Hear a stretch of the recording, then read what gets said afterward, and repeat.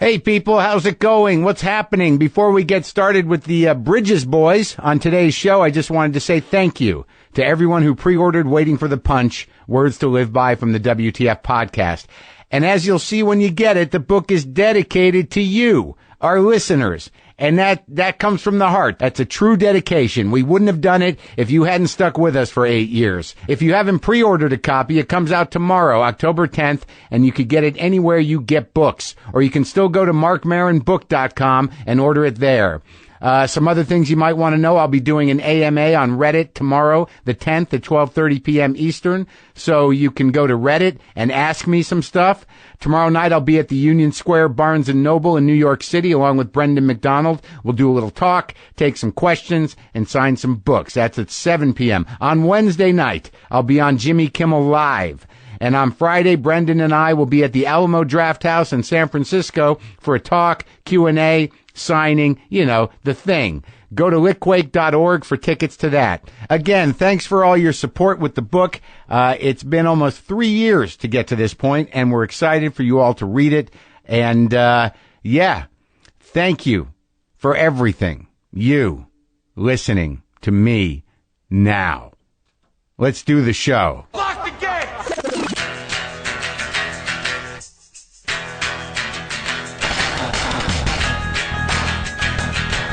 All right, let's do this. How are you, what the fuckers, what the fuck buddies, what the fucking ears, what the fuck nicks, what the fuckocrats, what the fuck publicans, the few of yous that are out there listening to me? How's it going? I'm Marc Maron. This is my podcast, WTF. Thank you for listening.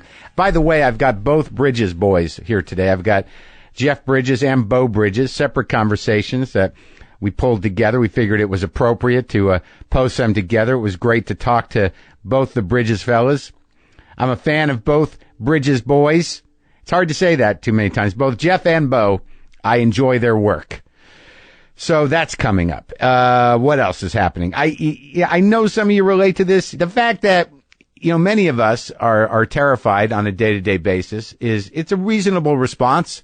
If you're checking in, if you are plugged in, if you are trying to wrap your brain around what's going on in the world now, and don't misunderstand. We have a president that enjoys terrifying us. He's not unlike his nemesis in North Korea in that. Those of us who are terrified of him, he enjoys terrifying us, and he feels like that is a fine way to exhibit what he feels is power. So, given that, and given that it is somewhat successful, I do honestly feel terrified some days. What's interesting that's happening is, in light of this, I think many of us are not only realizing that we can do what we can do. We can do all that we can do.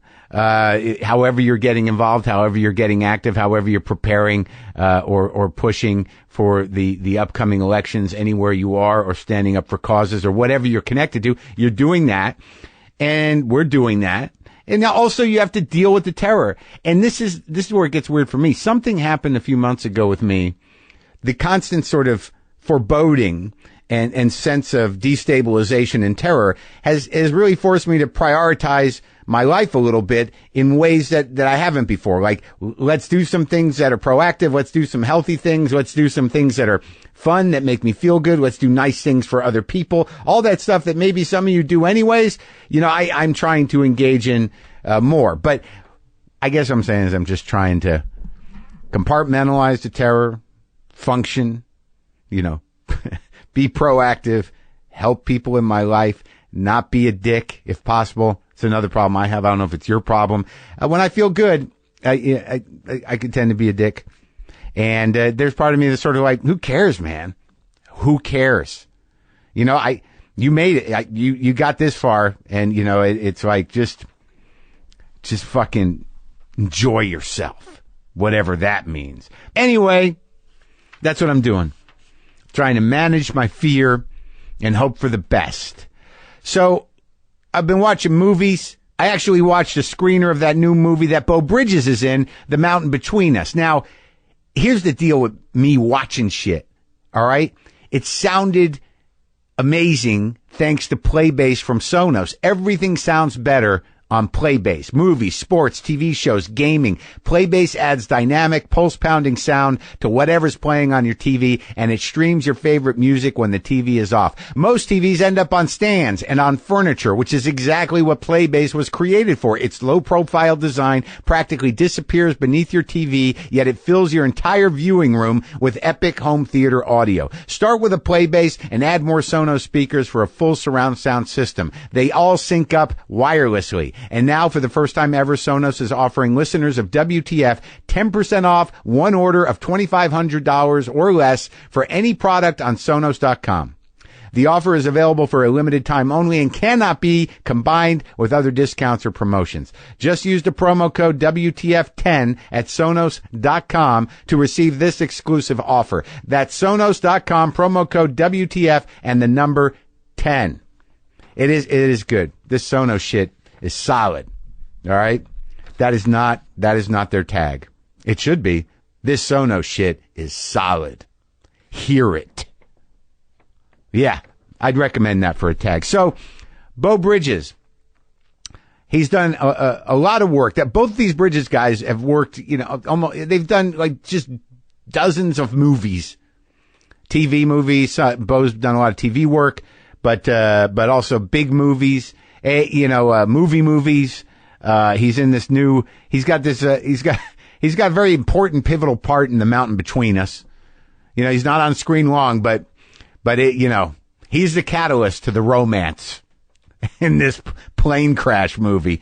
But it was great talking to him, just about the arc of, his career and, where he's at now. And he was great in The Descendants and, he goes way back. I'm just going off the top of my head, but, we talked, so you'll hear that. The Mountain Between Us with Kate Winslet and Idris Elba. It's out now. The plane crash romance.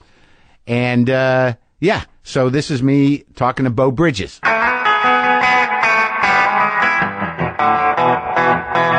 Bridges. Yeah. The man. This is like, it's kind of insane. Like I watched a screener of the new movie of The Mountain Between Us. I knew going in, that, and I think everybody does from watching the trailer, that the plane's going to crash. Something's got to happen, right? It's going to happen pretty quickly. Yeah. And then when you come out and you're like, there's the guy, he's going to be flying the plane. And I'm like, all right, well, he's got about 10 minutes. That's it. And you got it right. Yeah. But, what's wild is that, you work the hell out of that 10. Yeah.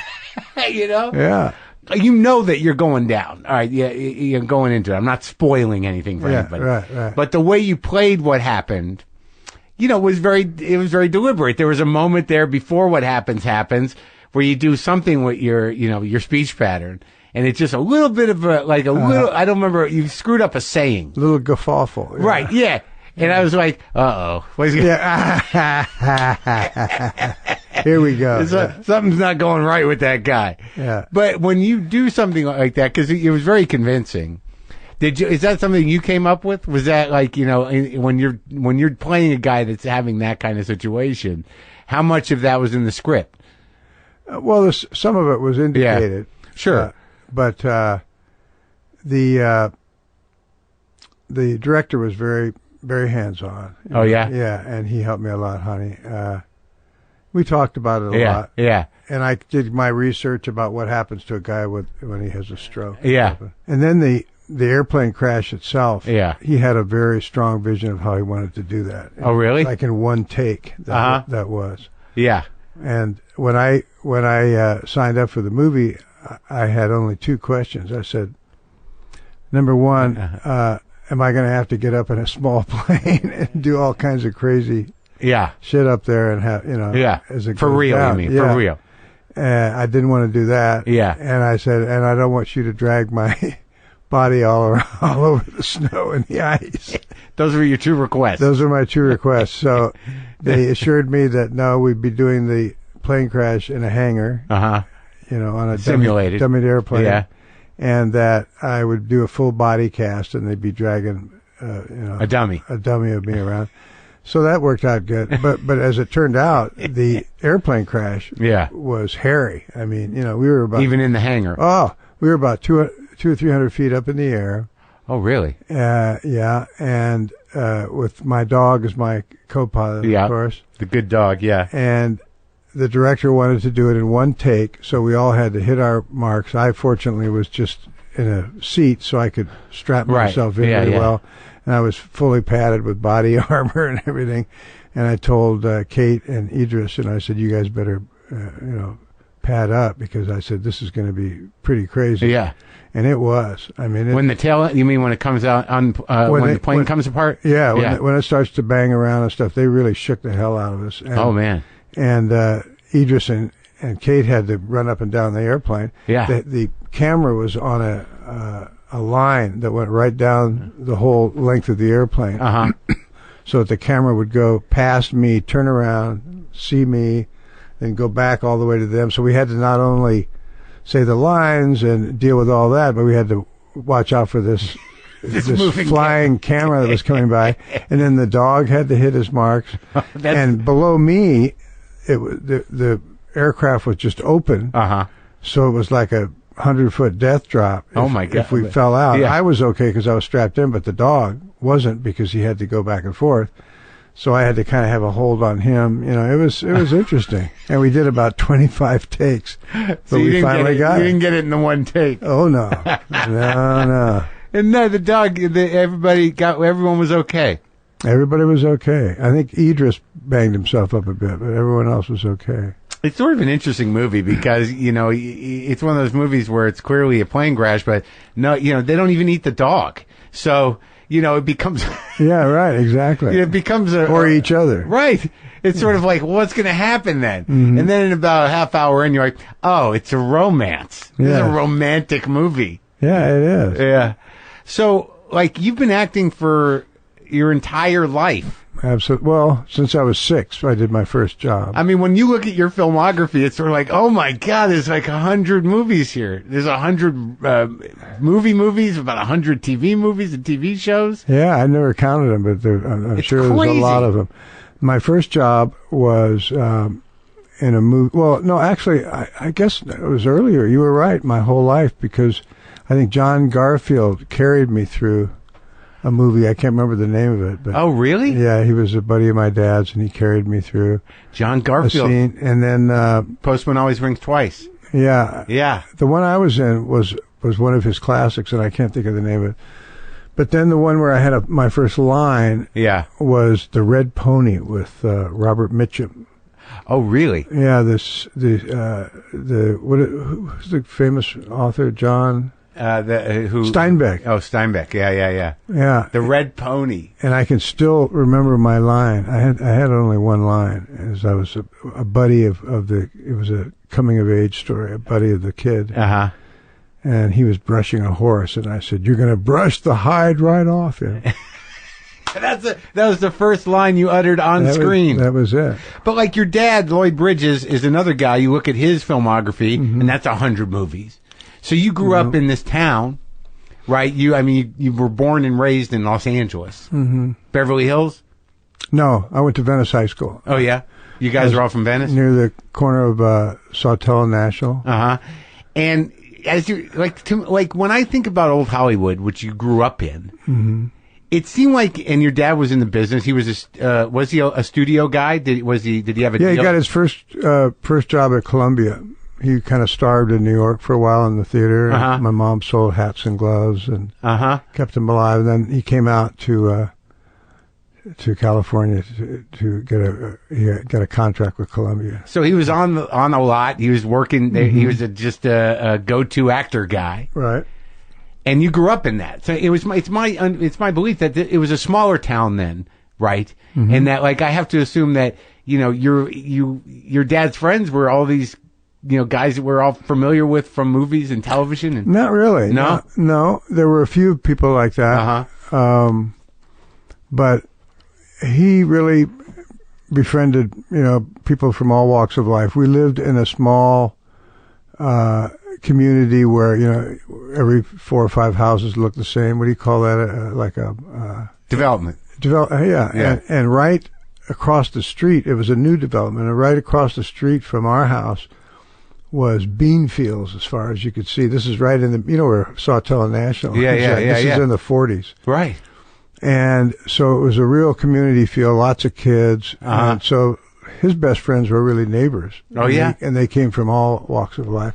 But there was the occasional, actor person that was around. Yeah. Occasional. He didn't have any good friends that were actors? Oh, yeah, sure he did. Yeah.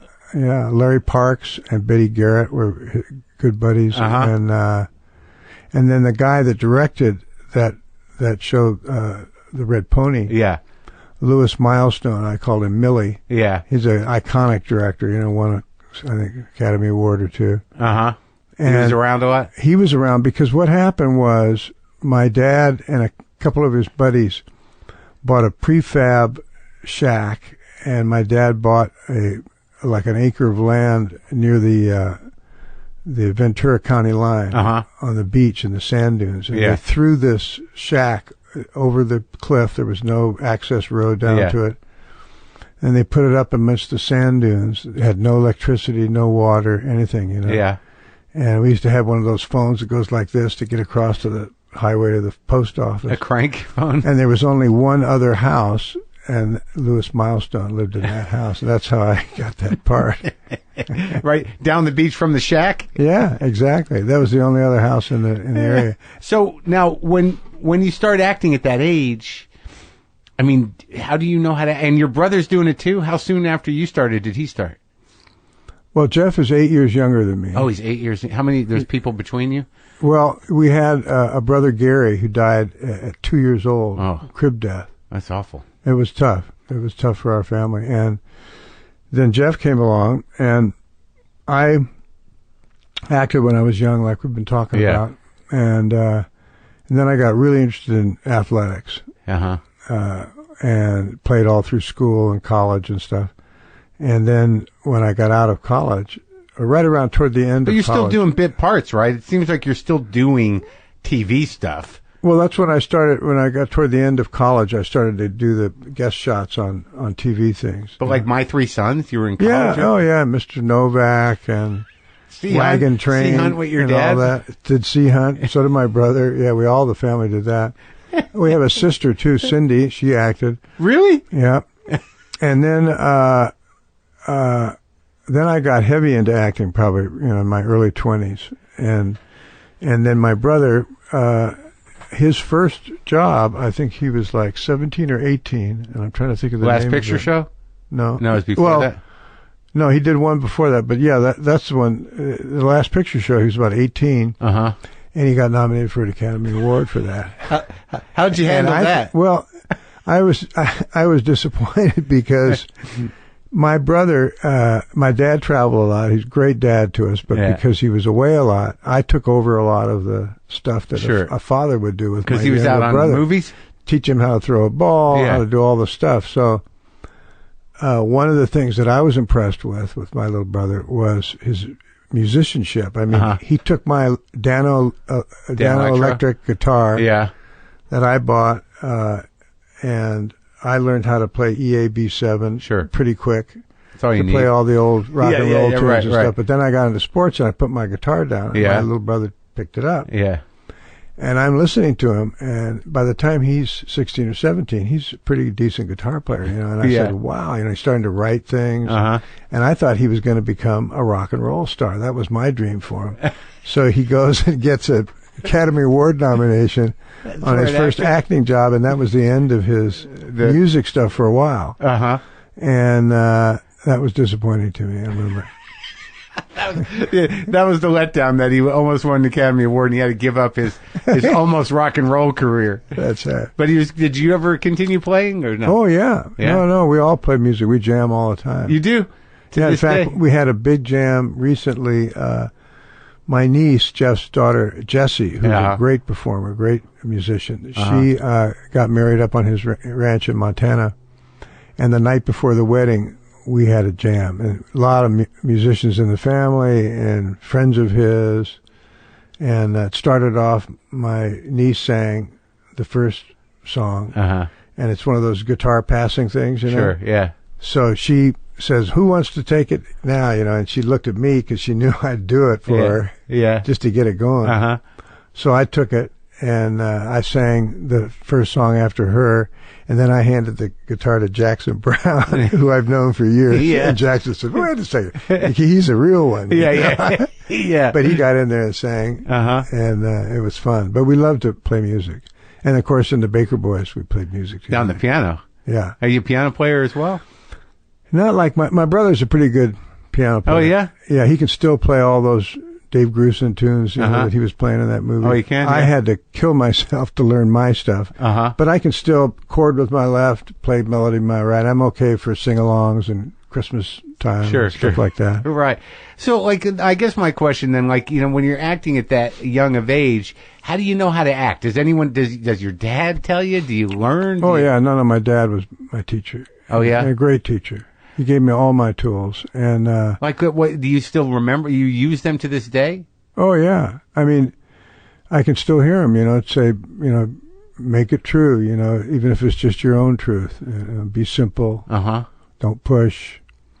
And it was basically the Stanislavski method of acting. And he only gave me one book on the craft of acting. Which was? Called Acting the First 6 Lessons. Yeah. By Richard Boleslavsky, who was a student of Stanislavski's. Right. He was the first guy to bring the method, the Stanislavski method, to the States. And the book was written in 1939. And then... Was that like the group theater stuff? Or no? Yeah, all those guys were from that. So I loved that book. I gave it to all my children. I have 5 kids. Yeah. Did you give it to your brother too? Oh yeah, I'm sure he did. Yeah. And then my daughter and I, about 5 years ago, we wrote a play based on the novel, because it's not only a how-to about the craft of acting, but it's a relationship between the teacher and his student, who he calls the creature, this young girl that comes to him and learns these 6 lessons of acting. That's the text. It's sort of like Plato's dialogue. It's published by Sam French, so anyone that wants to see it can just go and get it online. But it's always interested me that that relationship between a teacher and his student is a beautiful one. Mentorship and all that. Sure. And so it explores all that, because this girl, she comes for the first lesson and she thinks she's God's gift to acting, and the teacher reams her a new one, and she leaves crying, and then she comes back. All through her career, she becomes a famous actress, and she comes back for another lesson each time. And it's pretty cool. It's and you did the play with your daughter? Yeah, we performed it here in L.A. We just actually... How'd it go over? Great. Yeah. We performed it again recently in Minneapolis, too. And how'd that go over there? Good? Great. Oh, yeah. So what are some of the lessons? Outside what your dad told you: stay present, be real, be true, even if it's just to yourself. There's slow down. Memory of emotion. Yeah. Observation. Observation, applied observation, like, study people, or... Yeah, but just make sure that acting, there's a line in there, is acting is the life of the human soul receiving its birth through art. Wow. So, acting is basically kind of reporting on, how we live on our lives. So these acting lessons are life lessons as well. Yeah. And then there's one on rhythm. Yeah. So it's about, making sure that you observe and take in the different rhythms of your life experience, and what it's like to be in the city, what it feels like to be out in nature, and how those different things, resonate differently for you, and how they're both necessary, and all this, and observation and memory of emotion. So you can put yourself into those places when necessary. Yeah. Because a lot of times you're on a set. You're not out in nature. You're not. Right. Exactly. A lot of pretending needs to happen. Yes. Yeah. But pretending in a way, you act. I think we act in our lives too. Of course. Yeah. You can't walk around just being real all the time. Some of us act more than others. But we won't talk about that. Yeah. Well, you got to do what you can to keep your shit together, Beau. That's right. Right. Yeah.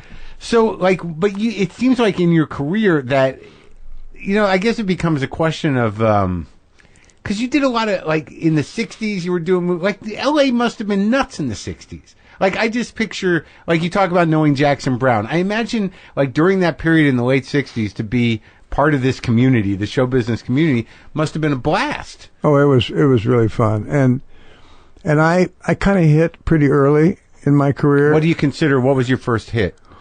Well, You were working a lot, yeah, but like The Landlord. Yeah, I mean, not having a calendar of my work in front of me, I'm not sure exactly what the different years were, but the Landlord, and around that time I did The Other Side of the Mountain, which was kind of a surprise hit for Universal, Yeah.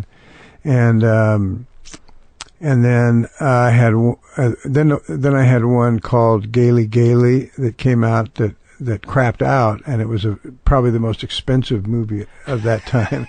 I was getting all the big stories were coming my direction when I was like in my early 20s. I was quite fortunate. And that was a Norman Jewison movie? Yeah. And Hal Ashby directed The Landlord. That was his first one. And so those guys Hal anyways went on to sort of define that period of filmmaking. Oh yeah, he was something else. Last Detail. What was he like? I mean, how was he a hands-on guy? He was a wonderful man. Yeah. What made him a great director? Well, for Hal, he loved making films so much, and so his films were like major parties. Yeah. Oh, really? Yeah. Oh, yeah. Like The Landlord opens up with his own wedding. Yeah. Oh, really? Yeah. I was his best man in real life. Yeah. And in the movie, he tells the preacher to hit his marks. Yeah, and it had nothing to do with the movie, really. But all his work is so personal. Jeff did his last one, so we bookended his what was career. His last movie? 8 Million Ways to Die. Oh, okay. Yeah. But anyway, so I was very fortunate there, and then I kind of nosedived. I mean, our business is such a up and down roller coaster ride for most of it. I've always worked. Right, but you did sort of like, you worked with, it seems like these are movies that I didn't see, but when I'm looking through it, like Hammersmith is Out. Oh, that was wild. I don't know if you ever saw that one. I didn't see it, but it's Burton and Taylor. Oh, yeah. And Peter Ustinov is directing. Oh, it's crazy. And those two must have been like huge at that point. Oh, yeah, they were. And I was attracted to kind of weird, crazy films that I would pick. Some of my friends or my parents would say, why are you going to do that? But I always liked these kind of strange ones. But then... what was that like? What was that movie about? Oh, that movie was a road picture with the three of us. Yeah. Me, Elizabeth, and Richard. What was, that must have been nuts. Yeah, and it was kind of like, I was a guy working in an insane asylum, kind of cleaning up around the place. And Richard was one of the inmates, and he breaks out, and it was sort of a Faustus tale. Oh, okay. And it seems like, how does movie making change? Like, because I was also looking at I remember the movie 2 Minute Warning. I kind of remember it because a lot of this stuff happened when I was a child. But like Charlton Heston, I've done some acting myself, so I know that once you're on set, you're just at work. Yeah. But these are huge, mythic guys in the business. Yeah. I mean, Cassavetes is in that movie too. Well, the guy that directed that is a good buddy of mine, by the way, Larry Pierce. I probably work with him more than any other director. How has it changed? He's great. And he's very involved in how, in the characters. Oh, yeah? So oh, yeah. And what did you play? You didn't play a bad guy in that one, did you? No, I played a guy who, when the shooting breaks out in the football arena in the Coliseum, I'm getting a hot dog or something, and then I try to make my way back into the stadium to get to my family. Oh, okay. When the shooting starts. Right.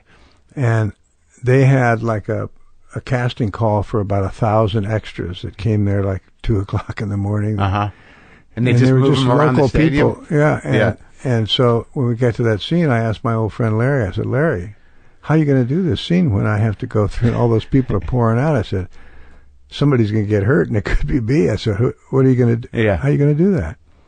He said, don't worry. He says, I got a guy that's going to run interference for you, and he's one of the baddest dudes in the business, a stuntman. I said, okay. So the guy comes around the corner, and it's an old friend of mine that I was in the Coast Guard with. We were in boot camp together. Ronnie Stein. And he's like, built like a brick shit house. Yeah. Great guy. Yeah. I still am in touch with him. And he just knocked people down, as we went through these people. It was pretty scary. Did anyone get hurt? No, not bad. Good. Not bad. And what was it like working with Charlton Heston? Like, I didn't have any scenes with him. You didn't? But Charlton Heston, I'll tell you a great story on Charlton Heston. Okay. Because I knew him. You did? Yeah, just from we played in charity tennis tournaments together, and my parents knew him and stuff. And I used to debate him in magazines and stuff on the gun control issue all the time, because he was the big gun guy, NRA from my dead hands president and all that stuff. Yeah. And just a wonderful guy. And but we would debate each other. And so, and I'll come back around to him in a second. Yeah. So in the last stages of the Vietnam War, there was a big protest happening where people were going to Washington, D.C. Yeah. And there were buses leaving from all the major cities. This is in, like about 68. Oh, yeah. Okay. Early. So I decided to call all the talk show hosts, the guys that I'd, Johnny and all the different ones that I'd been on, and say, guys, can I come on your show? And I said, I don't want to make a big political statement, but I would like to just give the addresses in the major cities where these buses are leaving from. So if anyone wants to join the protest, and it ended up being like millions of people going to Washington, D.C. And to my surprise, they all said, yeah, come on, and it was all last minute. So, there was a guy, named, Irv Kupcinet out of Chicago that had a talk show, and it was very relaxed. And I did this last minute with all these guys. And so I didn't know who was going to be on. With Johnny, too? Carson? You did Carson, too? I think I did Carson. Yeah. I'm not sure, but I think I did. I did a lot of them. And so you went to Chicago as well to do this show? No. Irv Kupcinet happened to be in L.A. Oh, okay. Shooting here. But he was out of Chicago, but he was doing that. So I go there, and my heart kind of sinks because I see the other two guys that are in there are Charlton, who is a very conservative guy, and the other guy was Jack Warner. Another guy. The one who used to wear the uniform around the lot? Oh, yeah. Yeah. So these guys are there. Yeah. And I'm thinking, oh, man, this is going to be interesting. So they talked first, and they were talking about old Hollywood and how the Warner Brothers got their thing going. It was fascinating. I was kind of listening to it, the popcorn business and all the stuff they were into. Then it comes time for me, and the guy had told me, he says, I'm going to put you on at the very end. I said, fine, I'll make it so short and sweet, believe me. So I was sitting out there with Charlton and Jack when they were doing their thing. So I'd met them, and I knew Charlton, but I'd actually met Jack Warner because I'd worked with him on different things. Yeah. So I do my thing. Yeah. And I'm making my little announcements, and I had made my own little signs with the addresses on that I was holding up, and I hear this low guttural sound coming out from the side. And I turn around, and it's Jack Warner, and he's about to have a stroke. I mean, his face is all red, his veins are popping out. He's pissed. Just because you're announcing. Oh, that I'm doing this. Yeah. And he says, when I could finally understand him, I stopped and looked at him, and he says, when I first met you, he says, I thought you were a nice young man. But now that I think of it, the name Bridges has an all too familiar ring. Now, my dad was, he was called up in front of the witch hunt. Oh, yeah, House Un-American Activities Committee, yeah. And he was exonerated finally. But he was blacklisted for a bit? He was blacklisted for a while, yeah.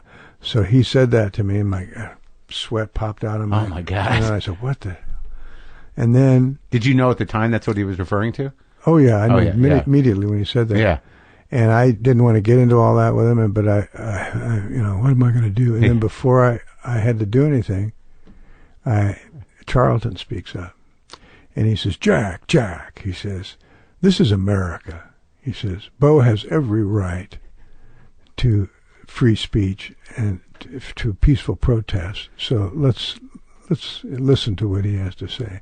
And I thought, whoa, that was amazing. And I've never forgot that, So it was beautiful. And I think I had a chance later on to express that to him, my appreciation for him standing up for me there. Isn't that something? And that was cool, yeah. Especially what we're going through now. Oh, yeah. The right to protest. Peaceful protest. It's an American tradition, So at that time, you were actively against the war and doing everything you could. And as a veteran too. Yeah, in the Coast Guard. Yeah. That time must have been pretty crazy. I mean, you saw the whole ship. That's what's interesting about your career, obviously, and your brothers as well, and even your dad's, is that the entire movie business changed in the late 60s, right? Because none of the old guys knew what to do anymore. Yeah, and when I went up for a movie that John Huston directed. Oh, yeah? I'm trying to think of it. It was a boxing movie. Oh, the one... That Jeff, my brother, did. Yeah, Fat City. Fat City. And I went up for that to meet John Huston. Yeah. And he said, geez, and he had several meetings with him. He says, Guy, you're so great. You know, I really love you in this role. He says, but you're just probably, 5 or 6 years too old for it. Oh, man. So I said, well, guess what? I said, meet my little brother. And Jeff came in and got that role. Now you go speed ahead, maybe 15 years later, my career is kind of tanking a little bit. Uh-huh. And Jeff gets the script for Fabulous Baker Boys. And they wanted some big timers, guys that were really popular at that time, big stars, to play his brother. And he told young Steve Clovis, who wrote it at the age of 23, and he was 26 when he was directing it first time. Yeah. Director. And Jeff said, no, I'd like my brother to play my brother, So I went in and I said, Jeff, don't blow this over me. Right. And he says, no, this will be good. He says, you just go have lunch with Steve.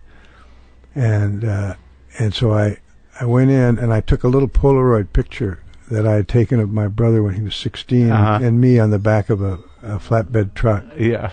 And I used to do a lot of what they call street theater in those days. We just go and set up and do scenes and poetry. When was that, in the 60s? Yeah. And I used to take my little brother along with me on a lot of these things. Yeah.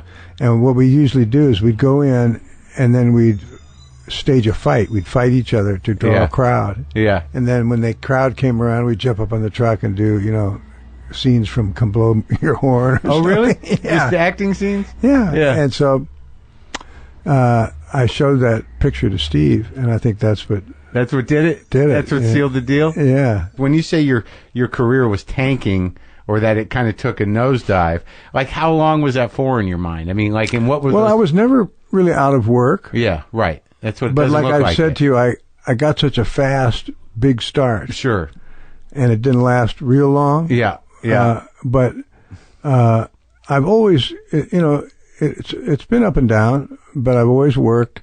And I remember my dad, toward the end of his life, his career, he was like saying, geez, there's so many things I wanted to do, and my career, is not what I'd hoped to be. And I said, Dad, come on, man, you're an iconic actor. I said, you've been in, probably one of the greatest Westerns ever made, High Noon. You had a huge television series. I said, what do you want, man? I said, come on. Yeah.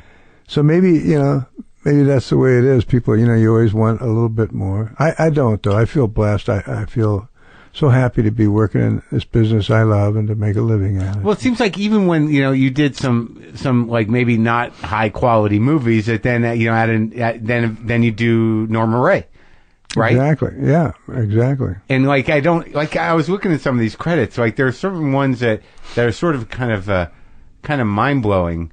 You worked with Richard Pryor. Yeah. Oh, yeah. On Greased Lightning. Yeah. What a great guy he was. I remember that movie. What was that? That was about like stock car drivers or true story stunt drivers. True story. Yeah. Yeah. Did you? How was that? How was working with him? Oh, great. Yeah. Wonderful guy. Real quiet, soft spoken, which really surprised me. And at that time, that was, let's see, what year was that? So he was a huge comic then, right? Yeah. But he could do serious acting very well. Oh, very well. Yeah. I thought that was a good movie. Pam Grier. Yeah. I think it was a good movie. Oh, Honky Tonk Freeway. That's what I wanted to ask you. So that... I didn't think that was a very good movie. No, of course not. But a lot of big-time actors, and John Schlesinger. That's right. Yeah. Schlesinger directed it. Great guy. Really fun. British guy, right? Yeah. Did some great movies. Did Marathon Man. Took us all to the Magic Castle for our the rap for a seance. Oh, for a seance. For our rap party. But like that was, I guess, based on It's a Mad World or something, or just like one of those huge casted comedy kind of things. Yeah, something like that. Bunch of people stuck on a freeway. Yeah, but when you take a movie like that, are you thinking like, well, yeah, I'm just going to take the job? Or are you looking at the director? What do you do? And yeah, I thought it had a chance to be kind of an interesting story. I mean, for me, the story is the most important element. Uh-huh. But then it depends on kind of where you are in your career. I can't remember exactly where I was there. Maybe I needed a paycheck. I don't know. But that plays into it, right? Yeah. But I'm sort of like, it's sort of amazing when I start looking through the credits, like some of these directors, like Stanley Kramer, you worked with. Another great one. I don't even know what movie that was. Do you? Yeah, that was with Dick Van Dyke. Oh, really? Yeah, it was. What was it called? Was it the Runner Stumbles? Yeah, that's it. Yeah. And Dick Van Dyke's another funny guy, could do great serious acting. I thought he was very good in that. Yeah, that movie didn't do business, but I thought it was decent. But like somebody like Stanley Kramer, who's a big, old style director.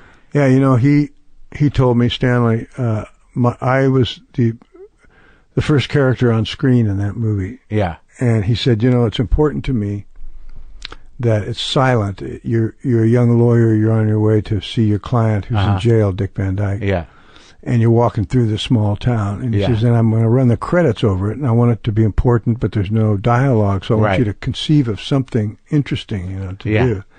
So I had this idea of stepping in dog shit in front of these kids that are in this small town, and they see me, and I try to scrape it off the side of the curb. Yeah. He's, oh, yeah, that's good. So we get in there. It's about 5 o'clock in the morning. The sun is coming up. Yeah.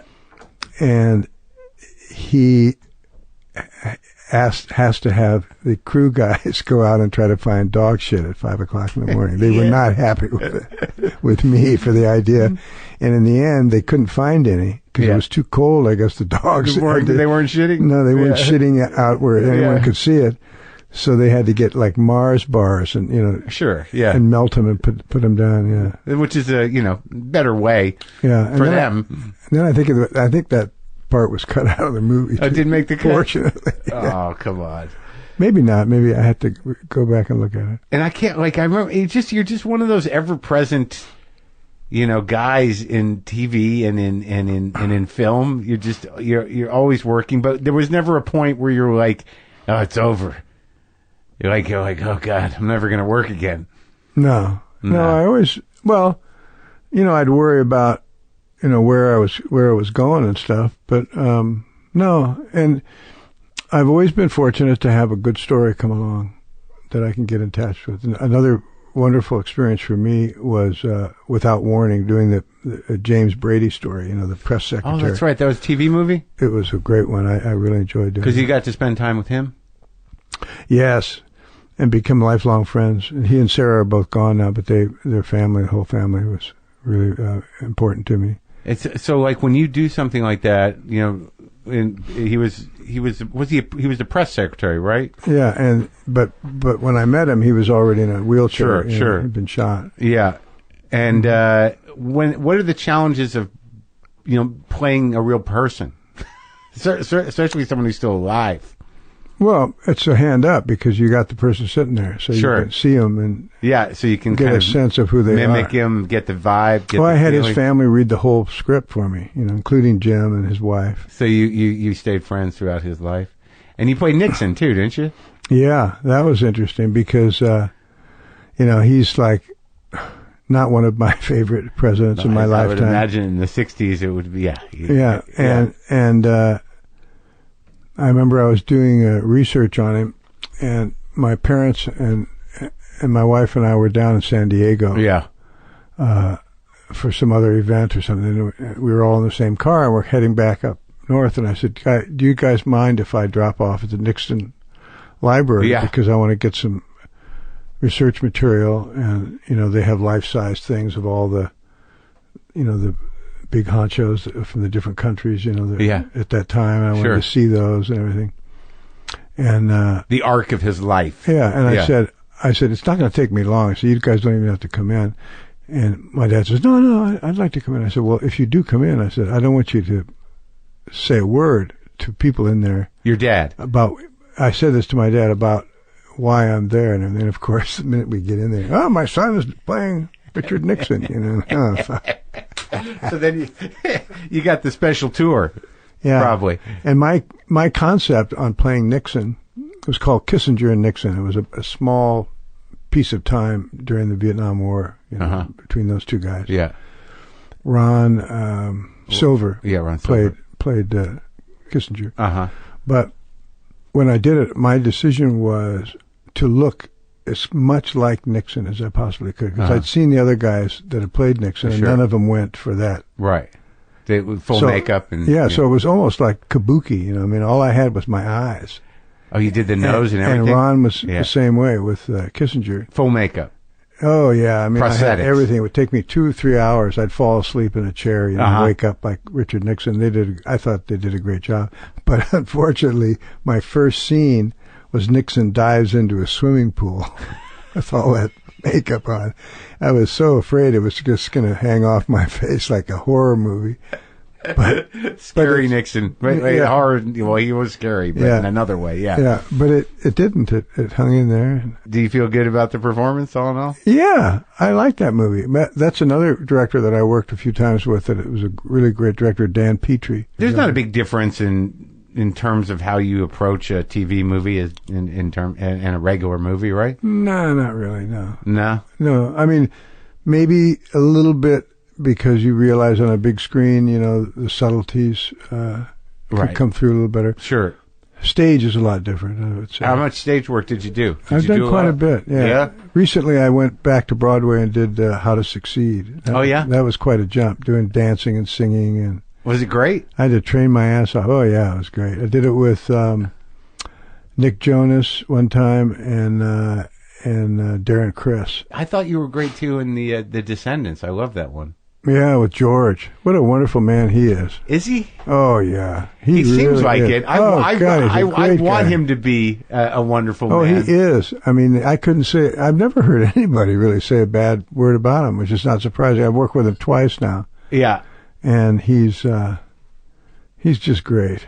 Yeah, he seems like he's one of those guys where, and I imagine you've seen some of them growing up where, like, he's a real movie star, that guy. Well, yeah, but that's not the effect you get. Right, but he seems like a decent... Yeah, and he's one of those, he's so friendly and down to earth that, you work with him for a couple of days and he's like a good bud. Right, too, that seems like it. Yeah, he's real nice, and he's always looking out for who he's working with. And, he's great. So now, what's your relationship with your brother like now? Is it good?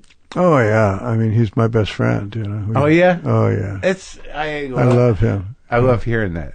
Yeah. It's so nice, and you're happy for each other's success. And I don't torture him anymore like I used to when he was little. All I had to do was I'd point my finger at him, just like this, and kind of wiggle it, at his face, and he'd go ape shit. He'd just go crazy and cry and everything else. And then when my parents told me to stop it, when they realized what I was doing, then I'd move my hand down underneath the table, and like I'm doing it to you now. I'm wiggling my finger, but I'm looking at you. But you can tell by the way I'm looking with my eyes at you that I'm doing it. Right? And he'd go, ah! Why? Because it was threatening to him, or you thought you were going to hit him, or just it was just annoying? Creepy, I guess, annoying. And then he paid me back. When he was about 18, he jumped on top of me and tickled me until I peed in my pants, and that was that was it. Yeah, then I had to stop all my torturing. And you both have kids, right? Older kids now, and you. I have 5. He has 3. The cousins love each other. They all hang out. It's sweet. And is your sister still around? Oh yeah. She has boys, and all the cousins really hang with each other and have a great time. It's a beautiful thing. I like that you guys are friends. I'm going to talk to him. Oh, when are you talking to him? I think I'm going to talk to him next week or something. Oh, good. Well, you know what you should do? What? Is don't say anything about it, but when he sits down at the chair, just go like this. Wiggle the finger at him like that? Yeah, just like this, and don't pull it down until he understands what you're doing. I wonder if he will. Or if are you kidding? He'll know exactly what you're doing. Are you guys? You think you're ever going to do another movie together? Oh, we'd like to. Yeah. How does this happen? Let me ask you a question about because I had to look at the whole filmography. How it says that you were in Jerry Maguire uncredited. That was stupid. What does that mean? Well, it was dumb. It was dumb. I wanted to work with Tom Cruise. Yeah. Because he was young and hot, and Yeah. I just wanted to see what he brought to the table. Uh-huh. And there wasn't much money involved. And then they got into a big dispute about how they were going to bill me. Uh-huh.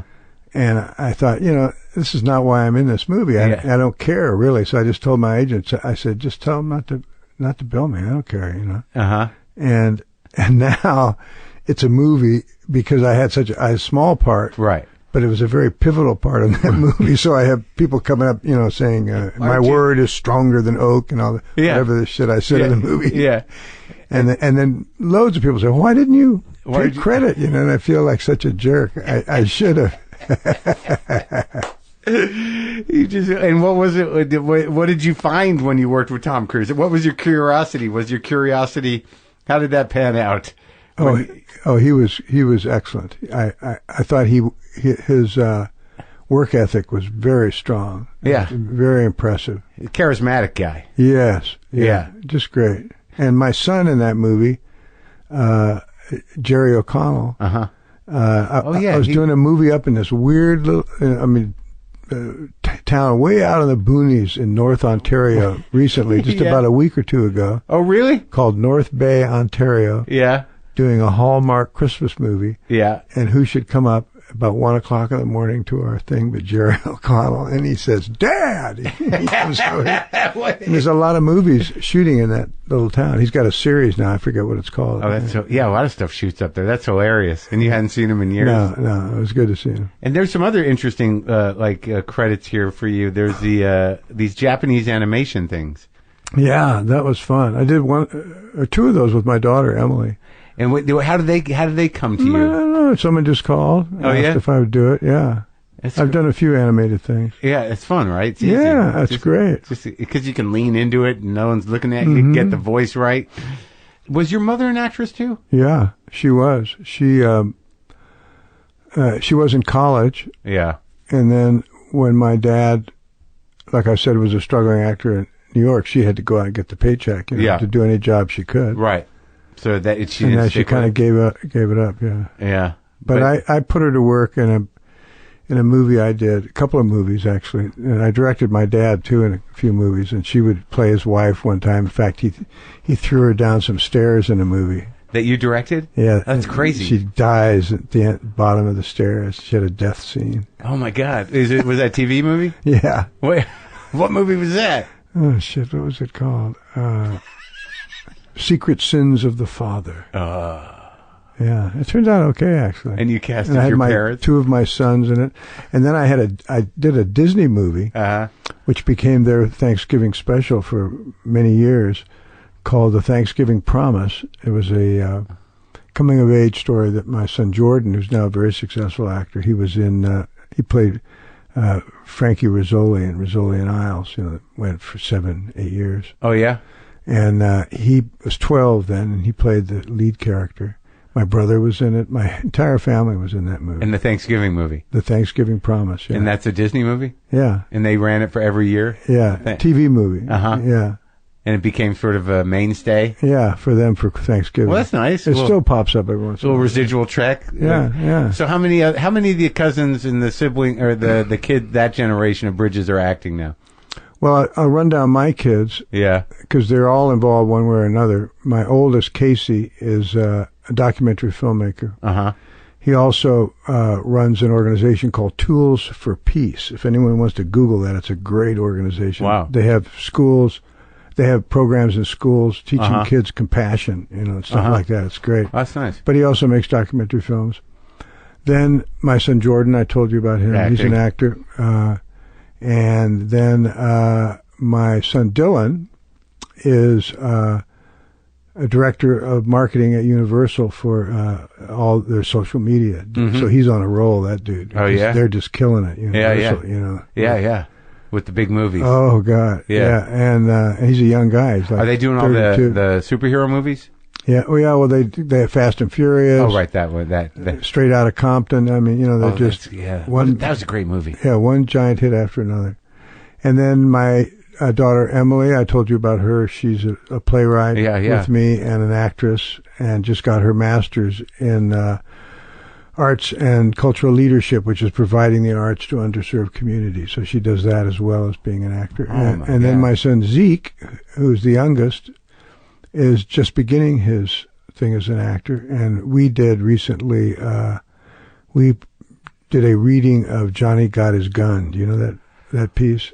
Dalton Trumbo. Oh, yeah. About the young soldier with no arms and legs. Right. Yeah. Shot off. Yeah. Oh, God, my son was great in it. Yeah. And we did it as a two-hander. I was kind of the narrator. Oh, wow. Mm-hmm. So it's a family business. Yeah. That's amazing.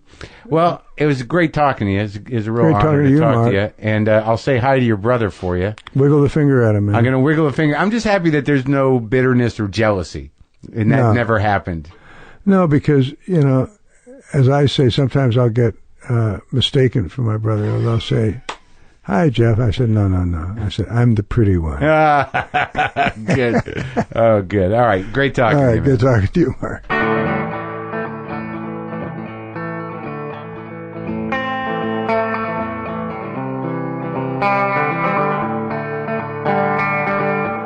Genuine guy, that Beau Bridges. Nice guy, professional, and still going. Just doing the work.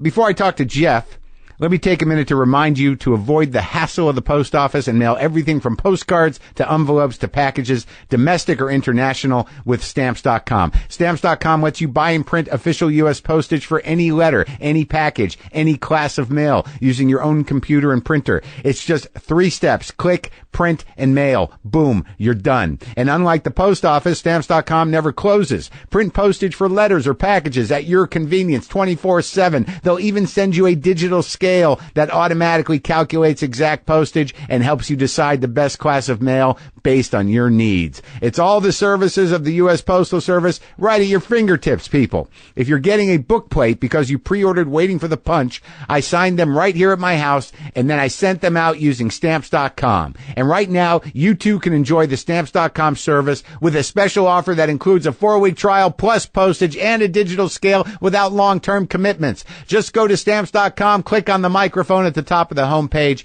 and type in WTF. That's Stamps.com, enter WTF. Stamps.com. Never go to the post office again. Yeah. So, Jeff Bridges. We all know Jeff Bridges. We've all grown up with Jeff Bridges. Jeff Bridges was always just over there in a movie through our entire lives. Me, anyways. But, he's been at it since he was a kid. Last Picture, he's always been there. And he's done some of the great characters that we love. Many of you Lebowski fans love the dude. I'm a big fan of Cutter's Way. And the new one, the big fire movie, Only the Brave, with Josh Brolin and Miles Teller, opens Friday, October 20th. And I saw it. And it's compelling, and it's exciting, and it's got some stellar fucking acting in it. And the fire does an amazing job as well. There's great fire in it. This is me talking to Jeff Bridges.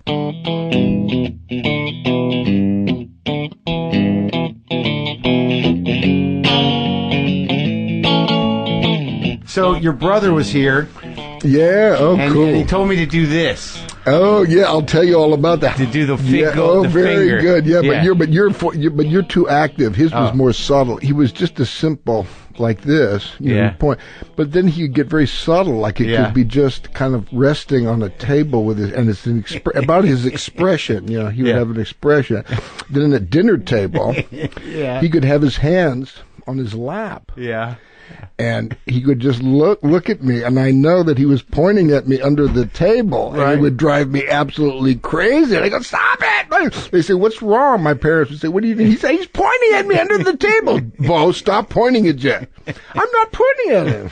And I would know he was because the way he looked at me. Right. So it was just some sort of annoying. Yeah. It wasn't frightening. Wasn't intimidating. It was just mind. He was mind fucking you. Mind fucking, yeah. Or he would hover. He would take his hand and get very close to my face, but not touch me. Stuff like that. Yeah, and he was older. How much older? 8 years. So it was intimidating.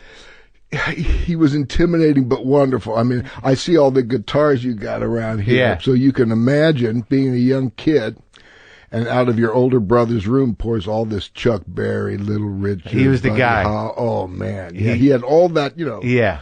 I mean, I feel fortunate for having the Beatles and Dylan, but Bob, man, he grew up with a whole.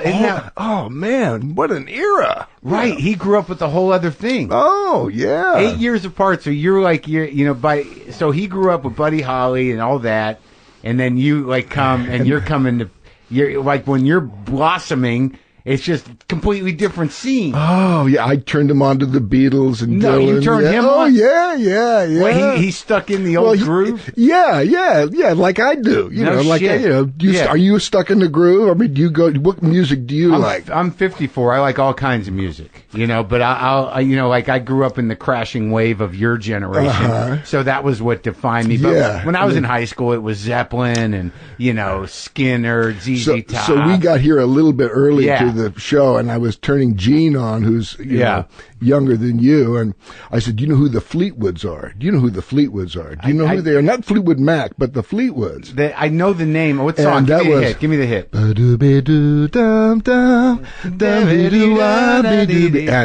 I'm Mr. Blue. Yeah. You know that song? Yeah. So that was pouring out of Beau's room too. Those kind of songs, but that's great. Oh, great. Do you remember the one that struck you the hardest? Was it Chuck Berry? Was it? Chuck? It's hard to beat Chuck Berry. Right. Man. I mean, it really is.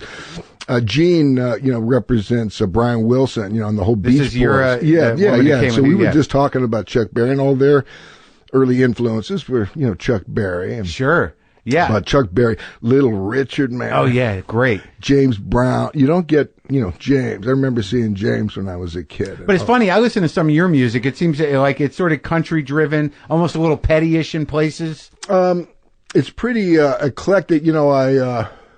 When you said petty, we just got to say, sad. Oh man, just devastating. What a God. Really great. Did you go see him the last? I missed him. I just saw it second to the last night. Oh man! I said to my audience, I said it looked like he was having a great time. Yeah, that's what I hear. That's what everybody was saying. So sad. Oh man. So but you play pretty seriously. But, so I was saying, I got this big break with Crazy Heart, this movie. Yeah, it's a great movie. And it's funny, I turned that down for a couple of years. It was kicking around that long? Yeah, it came to me, and I said, well, there was no music attached to it, So I thought, well, there's no music, no matter how good the script is, it's going to be, no good if the music's not good. So I kept turning it down. And also, there's a kind of another secret reason that I was turning it down, even to myself, I think. What? I realized later. And that was, when things are in the dream zone, they're kind of safe, right? Which means when you can't fail, you can't succeed, you can't fail, but, you're cool because it's in your mind, you can, taste it. Sure. But I've always wanted to make a movie about music, that was great. Yeah. But to have it really come into focus, and we did when my buddy T-Bone Burnett, we'd go back, 30 years. You known him that long? We met on Heaven's Gate, yeah. He did the music arranging for Heaven's Gate? No, that was David Mansfield, another buddy of T-Bone's. What was T-Bone doing on that? T-Bone, I like to tease him about this. He played my maid in the movie. Oh, my God. In an apron, and he kind of sweeping up the barn and stuff. So he was But Christopherson, who's the star of that movie, invited all these great musicians from T-Bone, Ronnie Hawkins, all kinds of any of the band guys. Well, Steve Bruton, I don't know if you know him. He was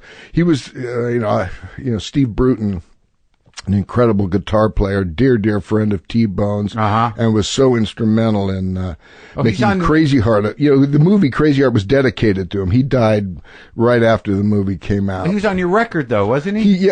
He's on my record. He wrote a lot of the record, a lot of songs, and Crazy Heart too. Yeah, he had Roseanne Cash on a song, and Sam, what's her name? Sam Phillips. Yeah, T-Bone's ex. Marc Ribot. Oh yeah, Marc Ribot. Are you a fan? dude. man. Sure, oh man. gosh, man. Some Wild. of his solo stuff. Have you dug his solo stuff? Yeah, it's out Isn't there. it great? Yeah. Oh, all that the standards that's one of standards that he does. Oh, yeah, Have you heard that? But he can travel with that guitar, man. Oh, he does whatever it was. So anyway, Bone, I run into Bone, and he says, "What do you think about this script, Crazy Heart?" And I said, "Why do you ask? Well, there's no music." He goes, "Oh, that's the easy part." I said, "Are you interested?" And he says, "Well, I'll do it if you'll do it." I said, "You're kidding me." He says, "No."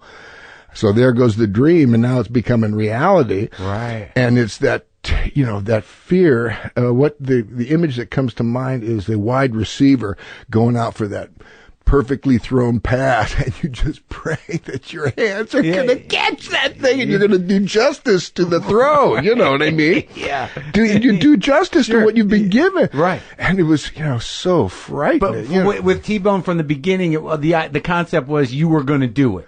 You were going to do the music. You were going to do the singing. Well, Bone said, "Oh yeah, man, the music's the easy part." I said, "What are you talking about?" He says, "Oh yeah." Well, he said, "That's what I do. I can, music will come up with stuff. We'll get Bruton and it's all to come together." I say, "Oh man, this could be just too much fun to not do. Yeah. Who cares if it fails? This is too, Yeah. So we got together. I brought my ancient friend. We go back to the 4th grade. A guy named John Goodwin. Yeah, who wrote kind of the title song in a way to Crazy Heart, Hold on You. That's based on Bone put some words in there too, but it's basically a Johnny Goodwin tune.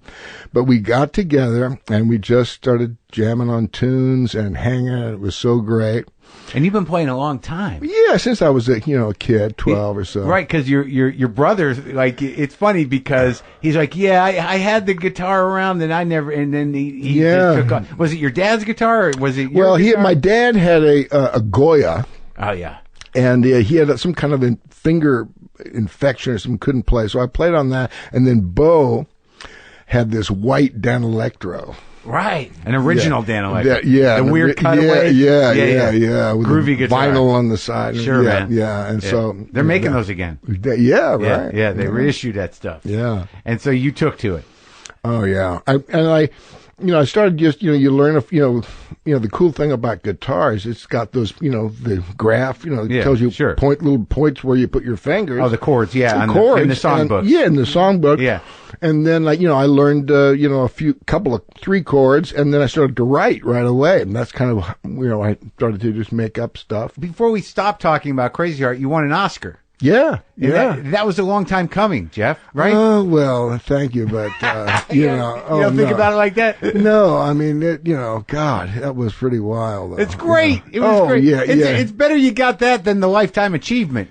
You know what I mean? Yes, right. Yeah, that's true, too. Like, you don't want to be one of those guys, he's 90, like, we never gave him one. That's right. We better give him the big one. Oh, yeah, exactly. No, it was very cool. Yeah. Yeah, it was great, man. You've been doing great work for so many years. I can't. Thank you. Well, there's just so many moments in my life. Like there's other, like that American Heart movie. That's one of those movies that I love you in. You got ripped, got in good shape for that one. Oh yeah, also, yeah. And like Cutter's Way, I've seen many times. Oh yeah, wasn't John great? John Hurt. Oh, we lost him recently, but he should have got some award. He's so many guys that are just so good that you don't see it. They're just, like another guy that reminds me that I worked with early on was Timothy Bottoms in Last Picture Show. That's way back. And then he did was he in the Paper Chase? He was in Paper Chase. And then he kind of disappeared. Yeah, he kind of, dropped out of the movie biz. He was very sweet, very natural in Last Picture Show. Yeah, Johnny Got His Gun. He was in that as well. But yeah,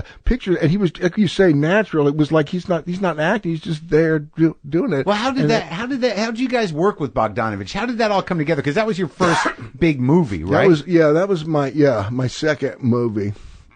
But you did some shit as a kid. Both you and your brother, because your dad's Beau Bridges. You did Sea Hunt. We did see. I was. What else did you do? Some weird TV shows. Oh, I did a bunch of TV shows. My parents, especially my father, was so gung ho about showbiz. Right. He loved it. Oh, he loved it. All aspects of it. What we're doing here. Signing autographs, doing the movies. And. My first part officially was when I was 6 months old. Yeah. And my parents were visiting a friend of theirs, John Cromwell, was shooting a movie called The Company She Keeps with Jane Greer, an incredible actress. And they needed a baby. And they needed a baby, and they gave Jane me, and I was kind of happy baby. They wanted a crying baby. My mom said, "Oh, just pinch him. He'll cry." Pinch me, and I cried. Oh, see that method. And now we cut like 30 years later, and I'm doing a movie with Jane Greer, the redo of a wonderful movie that she did with Mitchum called Out of the Past. Oh yeah, ours was called Against All Odds. Who was the female lead in that? In mine, Rachel Ward. Yeah, I remember that. Man, that was. I love that original, and the remake's good too. But did you watch the original, The Study? I didn't. I watched it. I didn't study it. But that is a real masterpiece. Kirk Douglas, Mitchum, and Jane Greer. Jane Greer, man, that's who it was. Intense, dude. And so styleless. There's no like now. Scary. Just like Scary. back in those days. Some of the acting seems kind of stylish.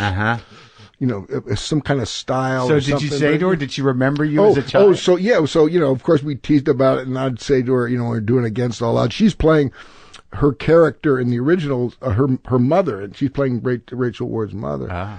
And I said to Jane, Jane, I'm having some trouble emoting in this scene. How about a little pinch? It was fun to harken back. Did she get it? Oh yeah. So that's so wild that you were that just not only with your brother with the music, but generationally your personal experience in show business. I mean, your dad's generation, there must have been a lot of characters around. I tried to kind of get it out of your brother, but you said your dad didn't hang out exclusively with. There wasn't too many showbiz guys around.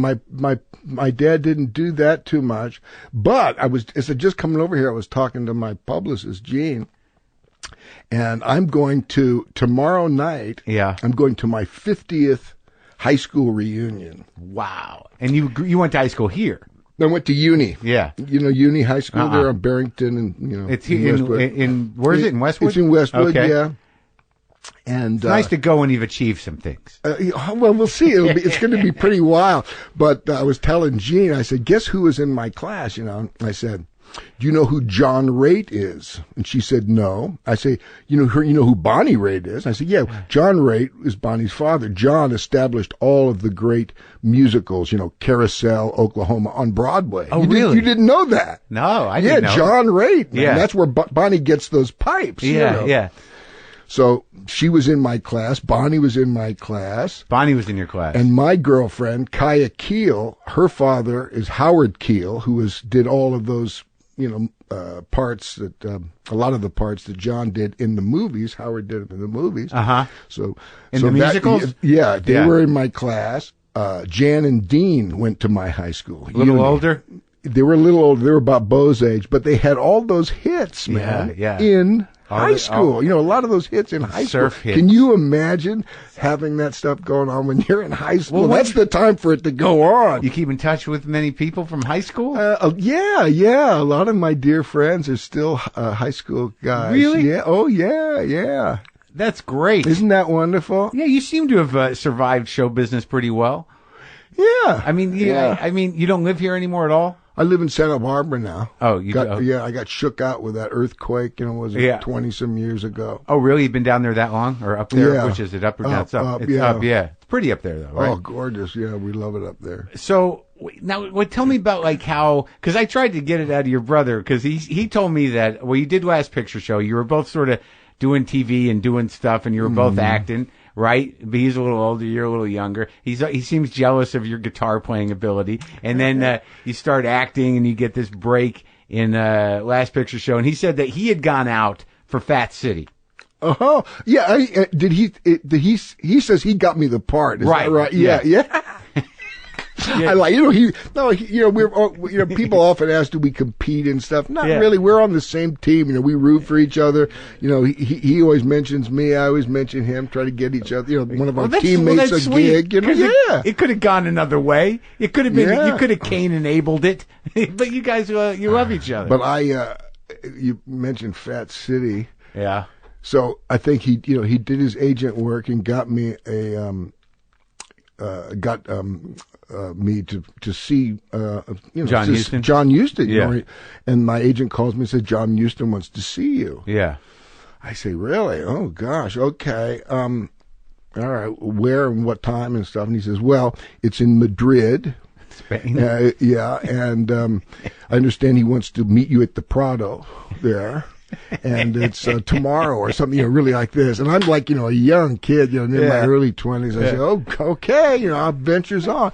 So off I go, and I checking into the hotel. They flew you out to Spain. They pull me out to Spain, and I meet this beautiful girl in the lobby while I'm checking in. Yeah. And we start talking, and she says, have you been to Spain? I said, no. And she says, well, I'll take you out. Yeah. So I say, great. So I go out that night. I wake up the next morning, just, I got to be at the Prado at 11 or something. I wake up at, 10 or something, and I just puke my guts out. I've got a terrible case of food poisoning. Yeah. And here I have got to go to the Prado, Yeah. So I'm going to the Prado. John is, not talking about the movie. This is Velasquez. This is, Goya. And I'm going, puking in my mouth and swallowing my puke. I don't want to puke on the Velasquez, man. Or John Huston. Or John. Well, that would be, I would rather go there if, one of his pockets or something. But no, I'm doing my best to hold it. We don't talk about the movie at all. I think, I didn't get the part. I go home and I'm dying, man. I can't speak Spanish. And the door knocks in my hotel room. I crawl on my hands and knees, open the door, and who's there but James Mason? What? And we had done a movie just prior to this. Oh, called The Yin and Yang of Mr. Go. What happened to that movie?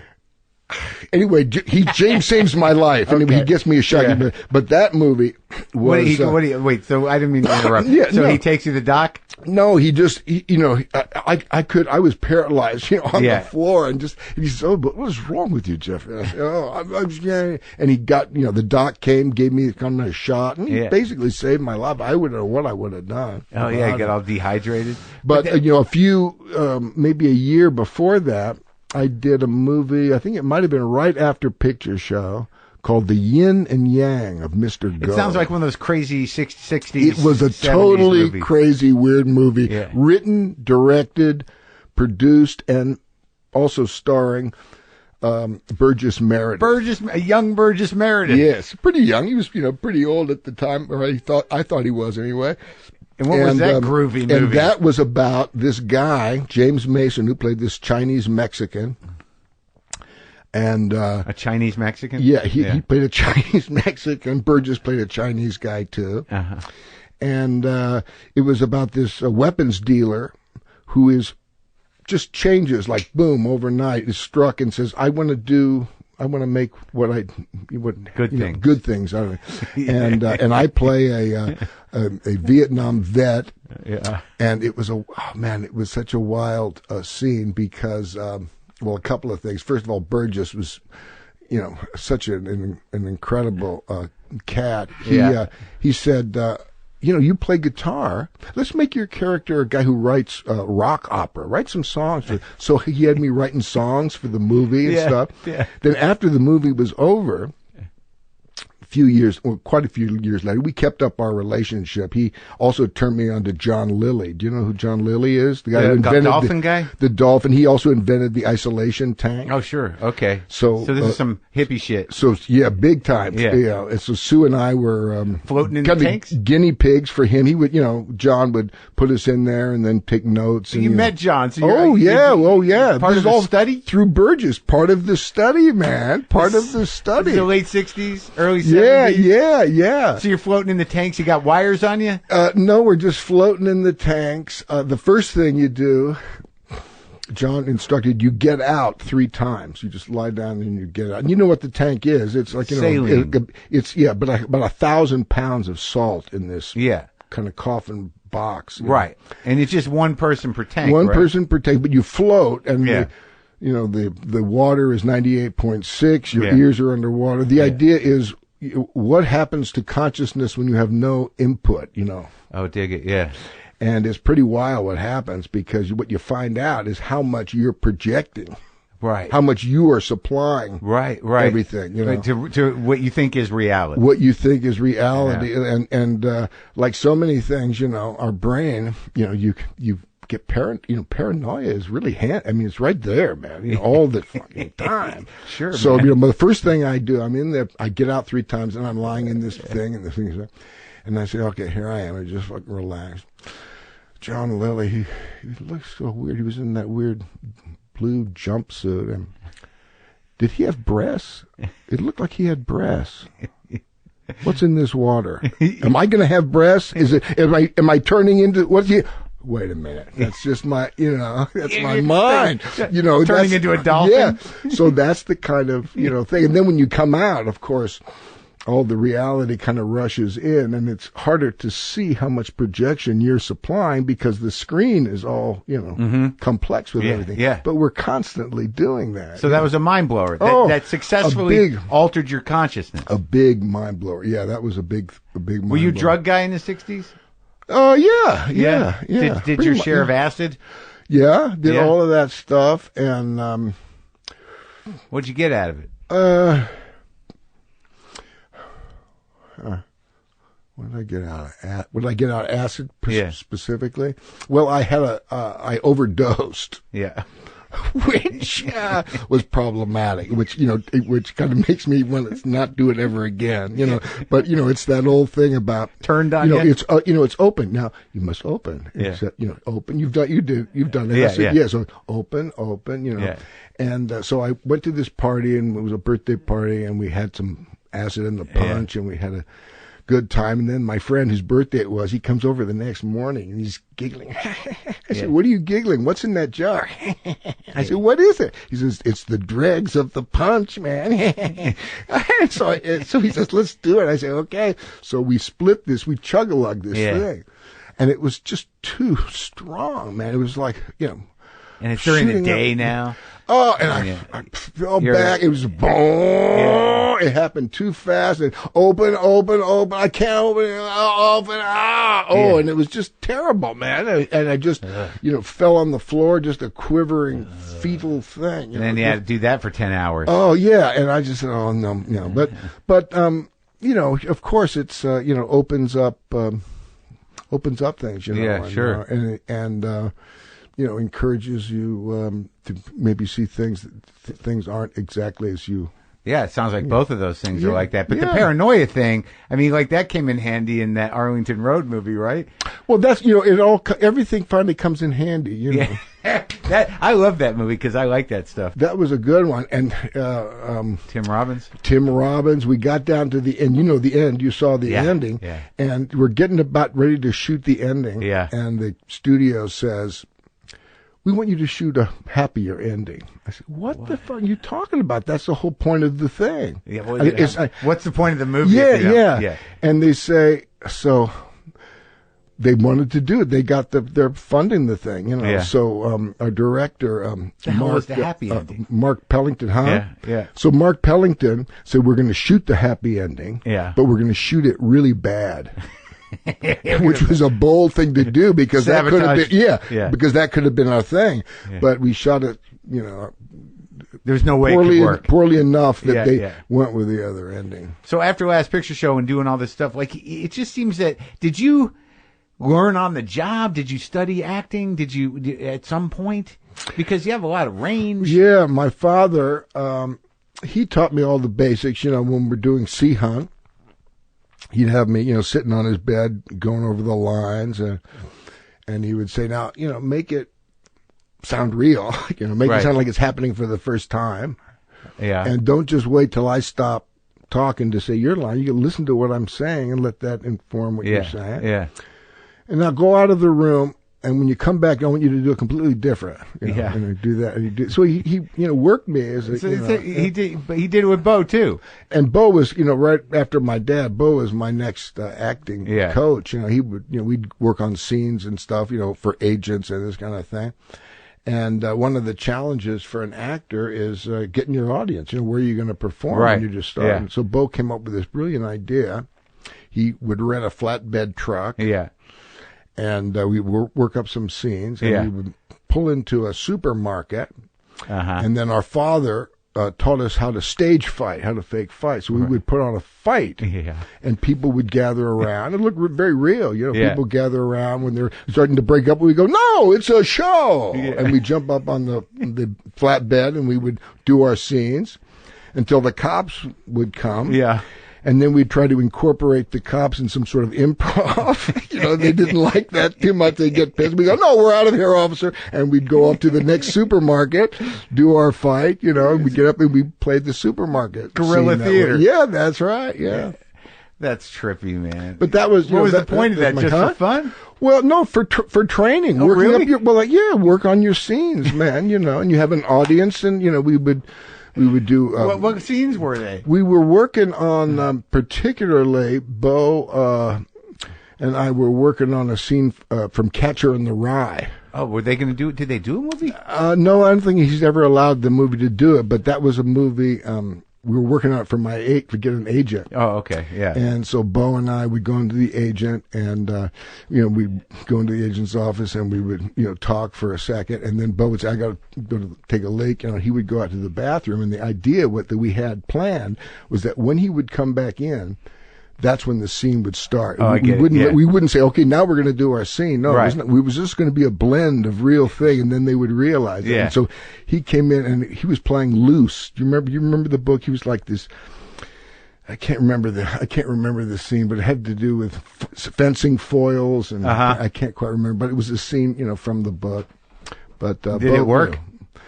Yeah, man, it got me the agent, and First agent. Your first one?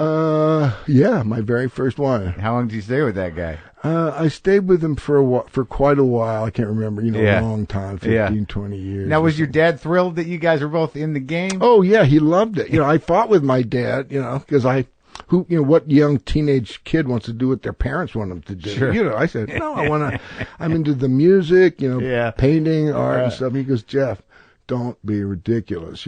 That's what's so wonderful about acting is you get to use all of your talents and, things that excite you. And, so he's really into it. He was deep into it. He loved it. And, just supported it. So, and I got to work with, whenever I got to work with Beau or my dad was really. How often did you work with your dad in movies? I worked with him twice. Yeah.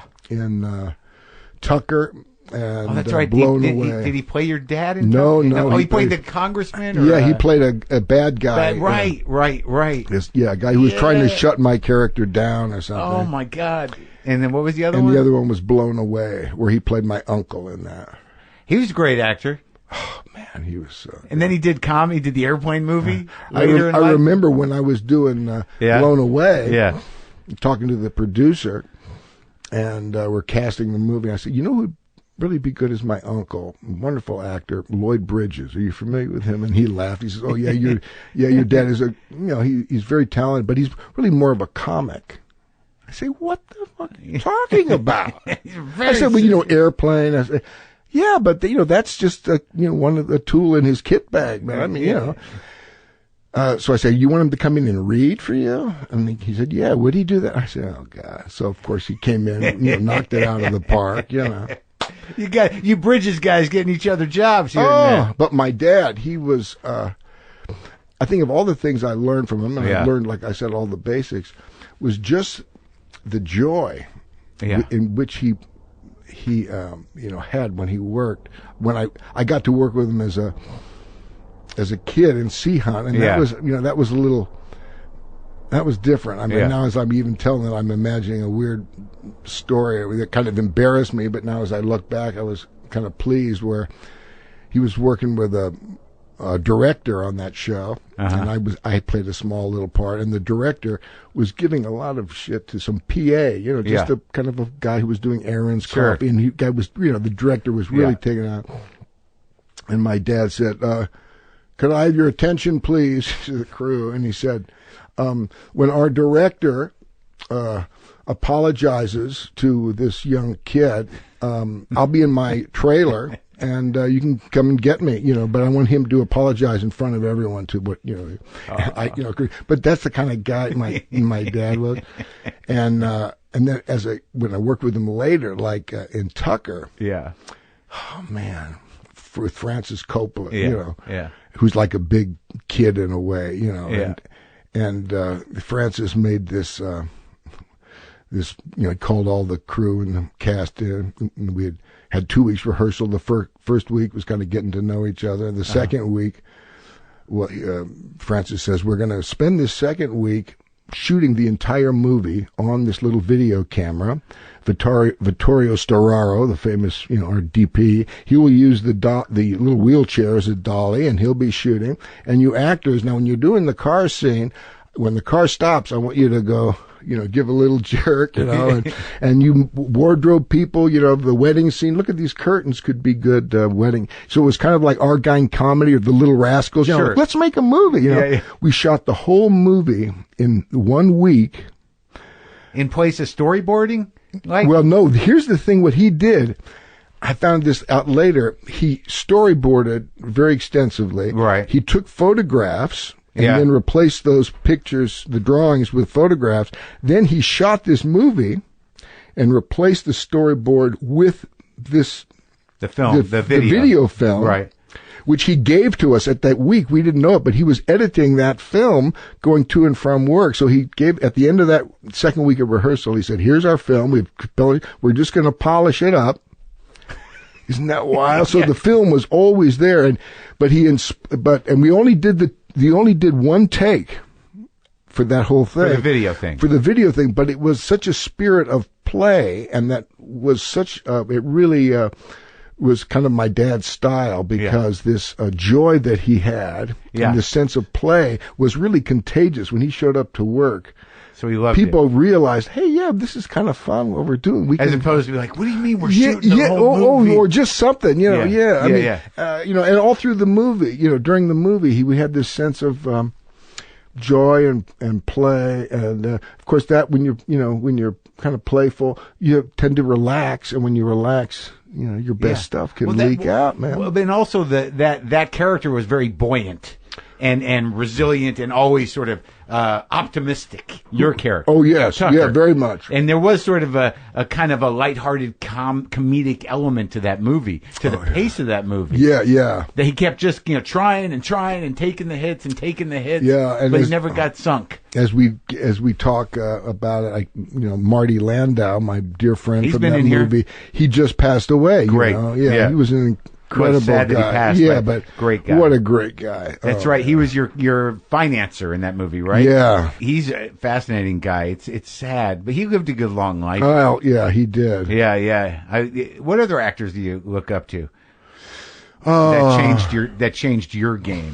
All the guy. I'm a fan now of Bloodline. You've been watching that? No. Beau's in that show. Oh man, do yourself a favor. Yeah. All the actors, and I can't even think of all their names, but it's wonderful when things come together. When you got great directing, DP, you got a great story, and the actors, and it all comes together, and that's the case with Bloodline. But later on, you work with Eastwood, George Kennedy in that movie, in the Thunderbolt and Lightfoot, and then all these.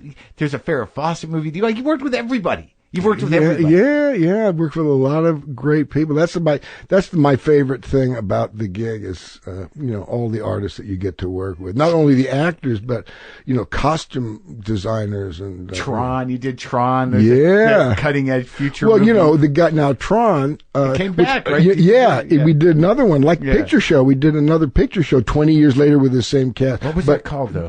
Which one? The second picture show. Texasville, right. Yeah. But with Tron, Joe Kosinski directed the second Tron. I can't remember the name of the second Tron, the sequel. But that was his first movie. Can you imagine directing something like that for your first movie? When the original Tron, it was kind of weird. Very, very. It was shot in 70 millimeter black and white, and then all hand tinted, and it was a real kind of a primitive thing. The second one, I got scanned. Right. Into the computer. I mean, literally. As an actor. Yeah.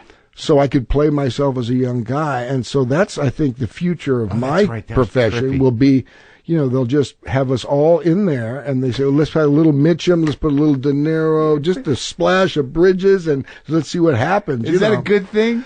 It's a thing. It's what's going to happen, man. I don't know if it's good or not. I don't think it's good. But Joe Kosinski, the guy who directed the second one, just directed me in this movie that's coming out called Only the Brave. The story of the Granite Mountain Hotshots. I watched it. And he directed that one. Isn't that wild? So that's the cool thing about movies also, is that you have these little lifetimes kind of, and then you'll have reincarnations of those people in your another lifetime. Because it's a relatively small biz. Yeah, it was smaller when he started, but it's still pretty small, I guess.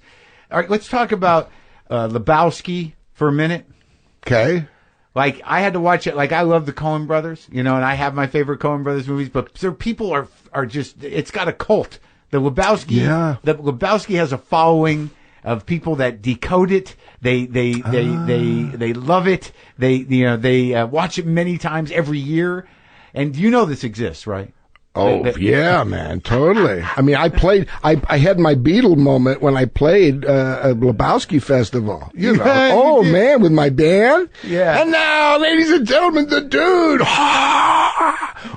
I knew playing to a sea of dudes and bowling pins and mods, the Viking helmets, Really? So they do full-on cosplay, full-on costume stuff. Oh, and it goes on for a couple of days. I mean, it's pretty wild, man. Because I had to keep going back and back to the movie because I wanted to understand why people are obsessed with it. Yeah. Do you understand? Well, for my 2 cents, a couple. I mean, what? It's so deep to me. For number one, the Coen brothers are masters, right? Oh, they're great. They know how to make a really good movie, and that is what that is. Yeah. That is a good movie. When you watch it, it's like eating pop. You can't stop. I don't watch my movies when they're on TV normally. No. But if Lebowski comes on, I'll say, well, I'll just watch the Turo will lick the ball, and then I'll go to something else, and I'll say, I'm just going to now watch this, and then I get hooked. Because each scene, you remember something new about it. You kind of get a deeper thing about it, and it's got a sweetness to it too. Oh yeah, and again that Bridges buoyancy. Well, so like it's. I remember, the thing is, when John hugs me, after throwing the ashes all over me, I get pissed at him. And he goes, come on, dude. There's just some touching, dear stuff about it. Well, someone had to point out to me, this is how dumb I am, really, that it's really a play on a noir movie. It's really a play on a detective film. Right. And for some reason, I just didn't put that together. Oh, yeah, definitely. And then once I put that together, I'm like, okay. Yeah, like The Big Sleep. Yeah. Like, I didn't realize, because I'm an idiot, that that's the model of it. And then it's just so good. I'm sitting having dinner at this guy's house. On one side is Ram Dass, the Be Here Now guy, and on the other side. Did you know him in the 60s? No, I didn't. This was the first time I'd met him. And on my other side is this guy named Bernie Glassman, who is a Zen master. Uh-huh. And we're eating, and he says, I saw Lebowski. I go, oh, yeah. I said, what do you think? He says, well, you realize in many Buddhist circles, the dude is considered a Zen master. I say, what are you talking about?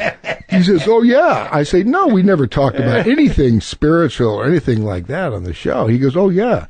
I say, well, what do you mean? He says, well, who wrote and directed the thing? I say, the Coen brothers. He goes, the Coen brothers. You know what a koan is, right? Yeah, right. And he says, the film is riddled with modern day koans. I say, come on. He says, yeah, I'm all about bringing Buddhism into the current times. Uh-huh. He says, let's write a book. I said, what are you talking about? He says, let's write a book about Lebowski and about all the koans in there. I said, what do you mean? Give me an example. He goes like, well, shut the fuck up, Donnie. There's a koan right there. The dude abides, or that's just like your opinion, man. So we write this book called The Dude and the Zen Master. Yeah.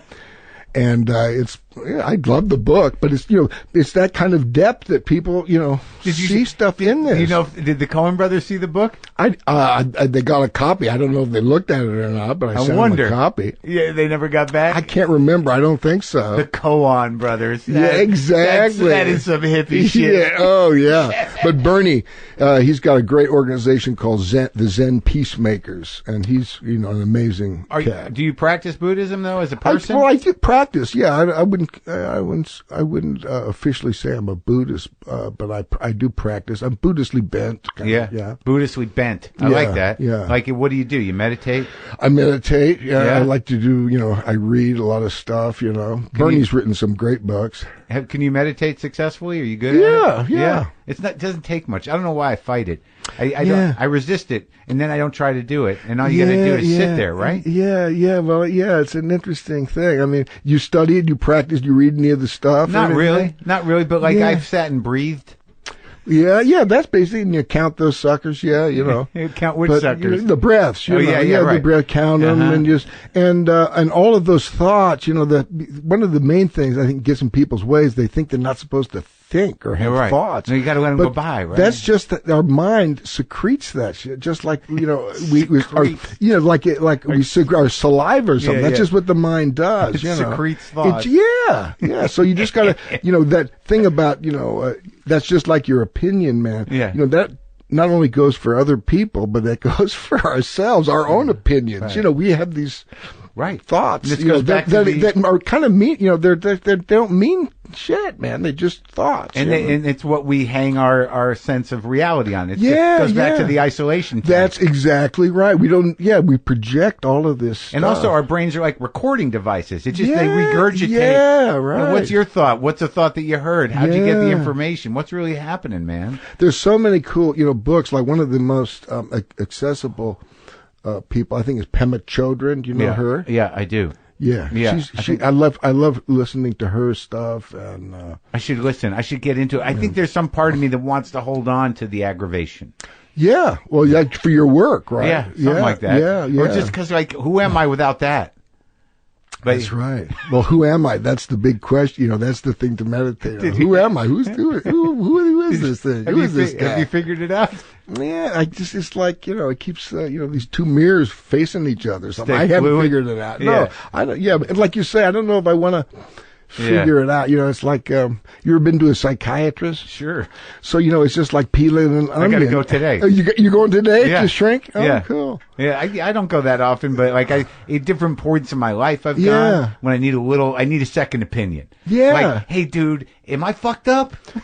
Yeah, exactly, man. I remember I went to a guy for about a year, maybe a little longer, and that was heavy. It was like three 2-hour sessions a week. Holy shit, really, and I didn't have any necessarily problem. I just wanted to experience psychiatry and dig with the guy and get, find out. So, and it just kept, peeling onions and peeling, and there's nothing down there. It's just a bunch of onion skins. There's nothing. And finally, the thing I say, well, I'm paying this guy as a friend. It just felt weird after a while. No, I understand that. But it's a great, especially if you get a guy who you're getting something from. I mean, I think if you have trauma, or if you have some like character flaws to work that you can trace. Yeah, right. Trace that. I'm working with a really interesting thing now. For a movie? No, a friend turned me onto this book. Actually, I told my daughter about this book. She says, I turned you onto that book. Right. And I go, oh, okay. But she's into this kind of stuff. It's called Feeding Your Demons. Oh. And it's this CHOD, C-H-O-D practice. And basically what it is, we have this, it's very common to have this kind of, the George, fighting the dragon, defeating our demons. Right. I can do this. Yeah. And this exercise is completely different. It's you feel your demon, or this this thing that you have anxiety about, or fear, or guilt, or whatever. You feel it. You try to conjure up its shape and its size, its color, texture, and then you create it. Then you imagine it out in front of you. and you ask the demon, "What do you want?" You know, and then you become the demon. Sure, they just want to hang out. And you answer what the demon wants. Sure, you know? yeah. And he'll say that, and then you become yourself again, and you create this nectar made out of your body. Basically, you feed the demon as opposed to trying to kill it. You feed it what it wants. Yeah, but they're always hungry, and then they're going to want other people. Well, that's what you know. But yeah, that's a heavy. You know, that's an aspect of the demon. Yeah. And you roll with that. It seems like your openness to this kind of thing just informs your ability to act and have range. Yeah, Right? yeah. Well, it goes in with the acting for sure. Yeah, there's so many. You know, actors are kind of into this thing. An actor who I really, you know, you talked about actors you admire. Yeah. One of my favorite guys is Kevin Bacon. Sure, I've talked to him. He's a wonderful cat. He's a great guy. Isn't he a good guy? Hell yeah. And he gave me a little, you know, I don't know if he meant it in a spiritual way, but I kind of took it. Yeah, what do you do? Well, you know, when you're acting, you have, or I do anyway, there's kind of a, you know, anxiety comes up, you know. When? Flop sweat, huh? Before? Well, just before a thing, you're yeah. you're anxious to whether, like, it's basically what I was telling you about Crazy Heart. Yeah. You know, are you going to be able to catch the ball? Are you going to be able to do what you're supposed to do? Yeah. Do justice to the material. Yeah. So we got a big scene, and it's, you know, quite involved, and there's quite a few movie? actors. This is in a movie called R.I.P.D. He gathers us together. Kevin said, yeah. He says, and he gets us all together, and then he looks at us all very seriously, and he says, "Remember, everything depends on this." And it put it in perspective, you know. Of course it doesn't, but then in another side, it does. You know, this moment is the whole thing, you know. This is how we're receiving, you know. Anyway, I enjoyed working with him. Yeah. And also another thing, you know, I see all these guitars around, and maybe we can pick after this interview just a little Scotia, unless you got to go somewhere. Man. No. But there's so many actors play music, you know. Oh, really? And music is another wonderful way to connect with people. Man, I mean, you know, it saves so much time. When we were doing Against All Odds, Taylor Hackford, you know, the director of that movie, the first thing we did, we split a bottle of tequila down in Mexico and worked our way through the whole Beatle catalog. He's got a beautiful voice, and we just sang, and then, you know, because that's what it's all about, is, you know, harmonizing, making it sound good. You know, and also, like, having a good time. And having a good time. You seem to be very able to have a good time. Well, I like to have a good time, you know. I enjoy it. I can go the other way, too, you know. I get depressed and, tight and all that stuff. Do you? Oh, yeah. For long periods of time? Well, not, I wouldn't say chronically, you know. You know, I go back and forth, but I get down there too. You know? Yeah. You know. Full range. Yeah, the full range of humanity. Yeah. Real quick though, Heaven's Gate. Did that feel like a disaster when you were doing it? Oh God, what a shame that was. That was a wild ride.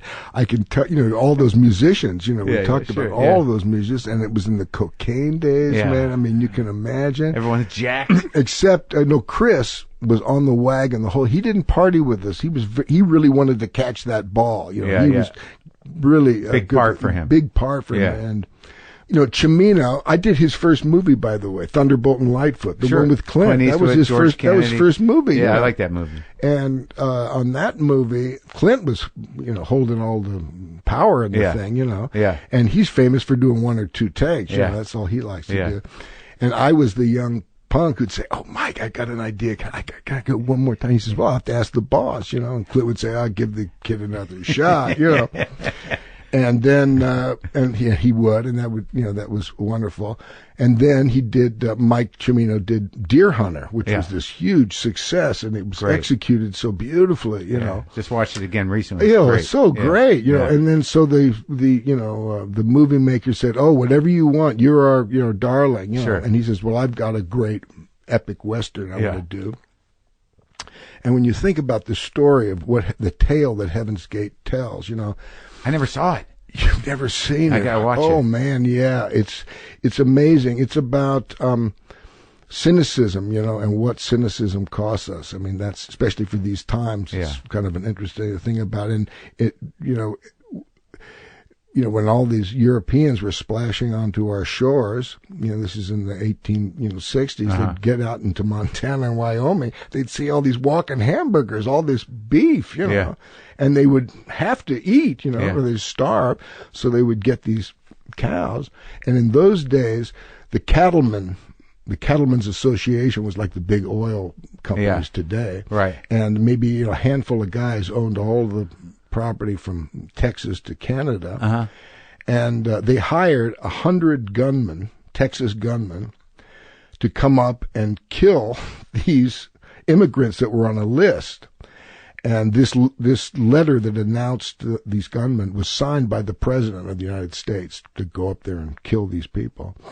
That's what for killing cows. For killing cows, and there were 100 guys on this list. And I'm not going to ruin it for you, but it's worth seeing. But the movie, when it came out, it came out during a time when MTV was very popular, and it was all this fast cutting.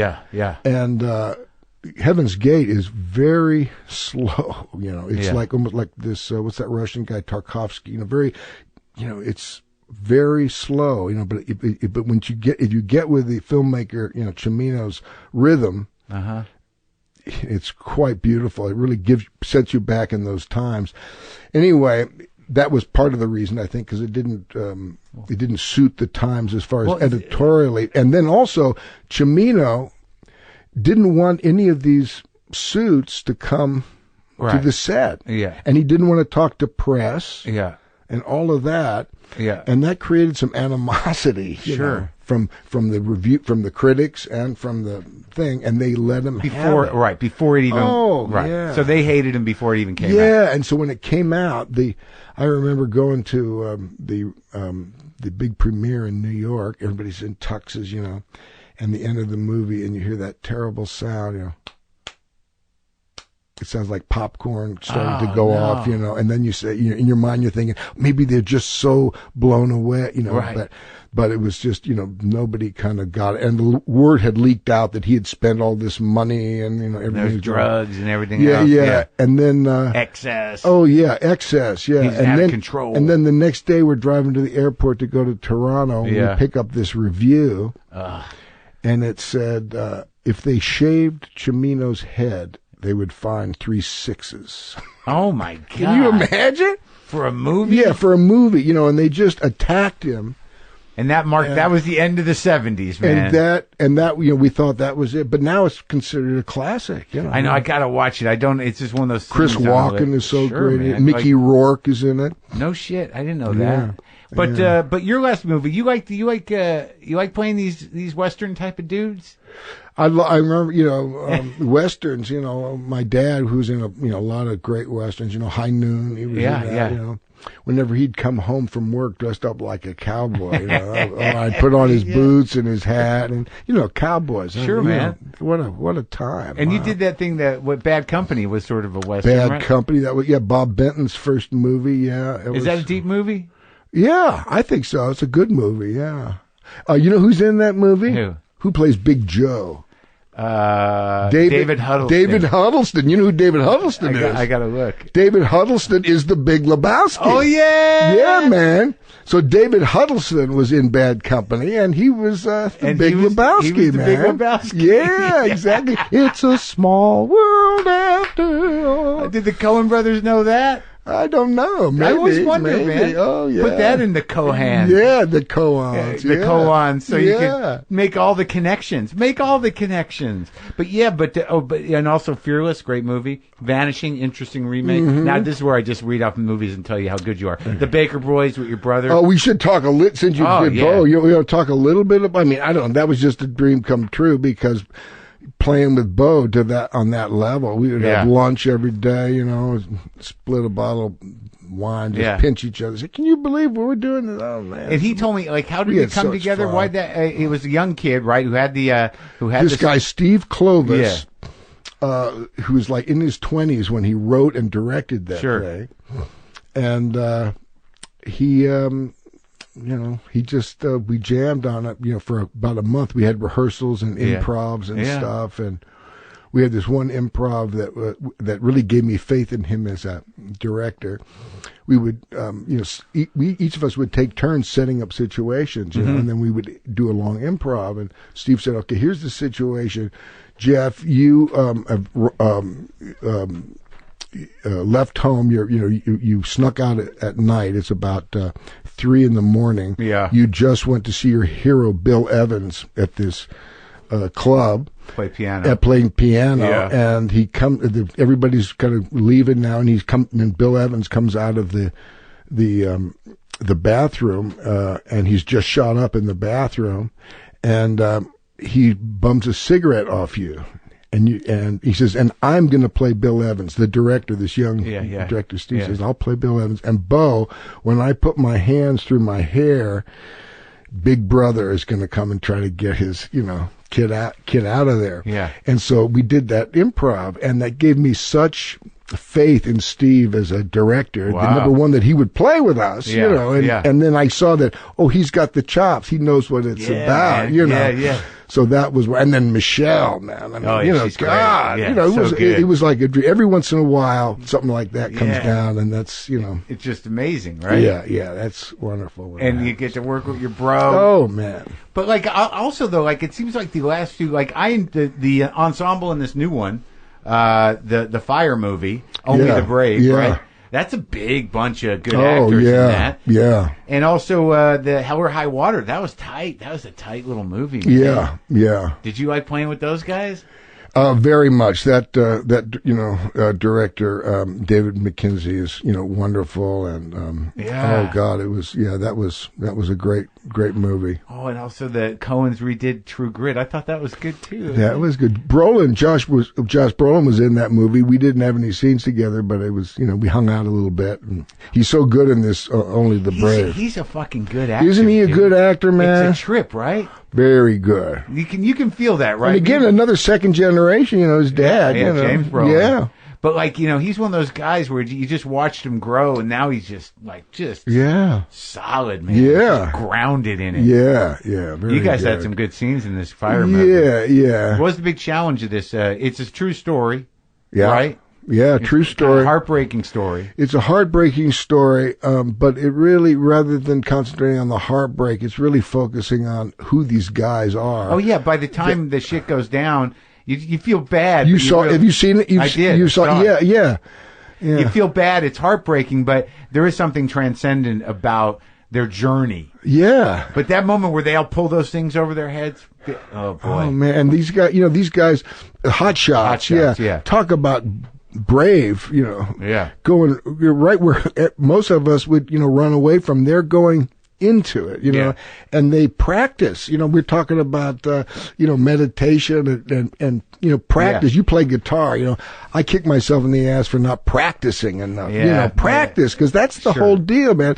And these you want it to be fun, man. You want it to be fun, but the more you practice, the more fun it's going to be, right, man? Come on, you know that, right? Yeah, you're a musician. Yeah. When you learn a lick, you're like, oh shit! Yeah, and then it makes I can do that. Yeah, and but these guys practice bravery, practice fighting fire. Did all those actors have to learn how to be firefighters? They yeah, probably did. Oh yeah, they did. And the only living survivor, Brendan McDonough, was with us on the set the whole time. Was that heavy?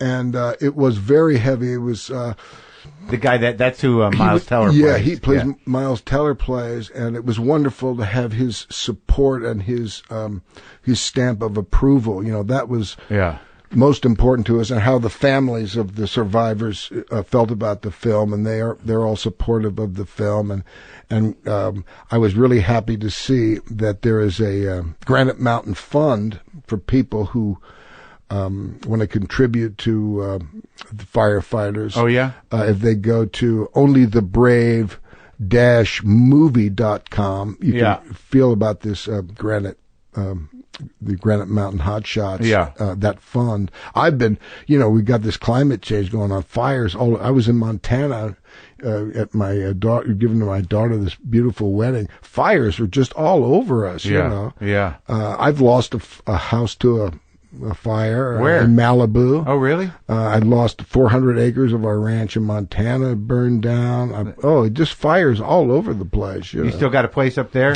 Yeah. Did you spend a lot of time up there? I live in the whorehouse from Heaven's Gate. It's true.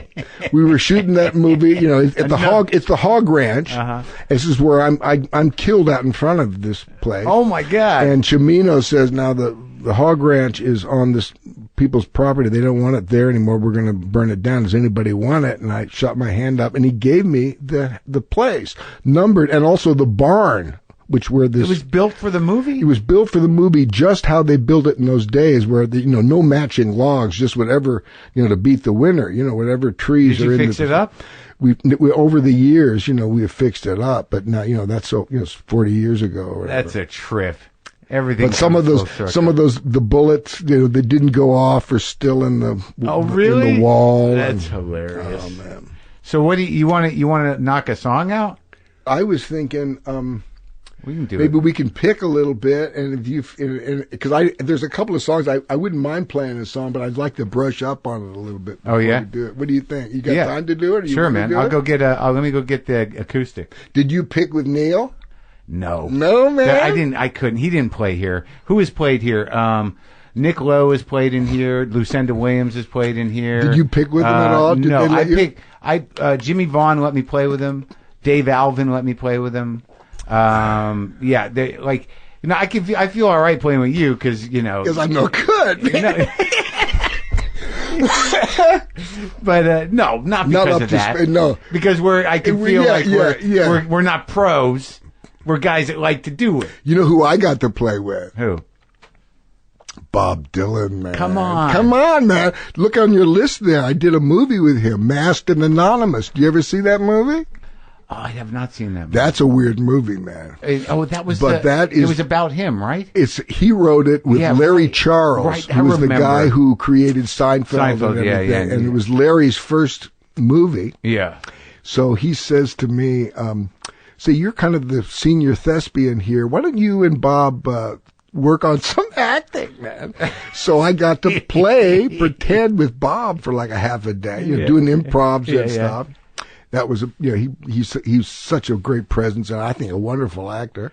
Yeah, he's great. He did some stuff with Peckinpah back in the day. Oh yeah. And then I'm in my trailer, and I open the trailer, and there he is. He says, "Hey, you want to pick?" He comes in, and man. Wow. Yeah. What'd you play? I had been working on that great song that he sings in Natural Born Killers. If you know that, he just sings it with just him playing the guitar, and he's such a great guitar player. He is, yeah.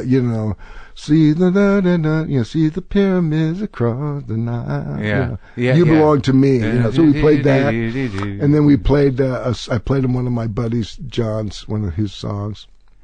Let me see if I can.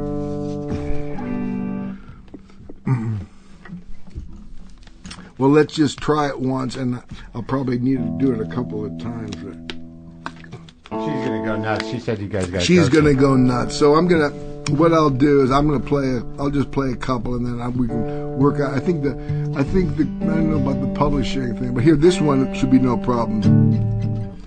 Whose is this? This is John Goodwin's. Just one more airplane. Just one more war to win, just one more stormy sea I'm lost and I'm still sailing in, just one more hurricane, just one more time machine and I'll be free, and I'll never leave you again, I'll never leave you again, I'll burn my suitcase to ashes and I'll never leave you, I'll never leave you again.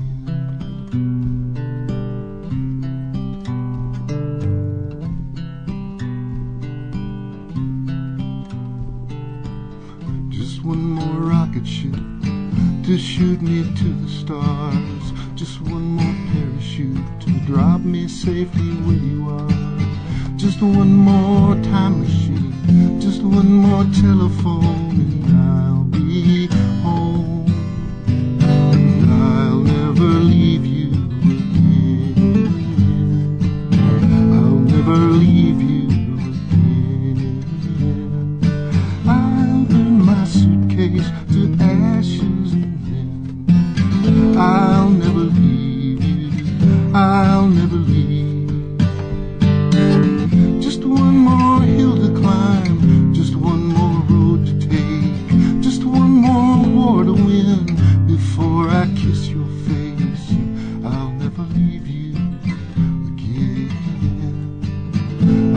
leave you again.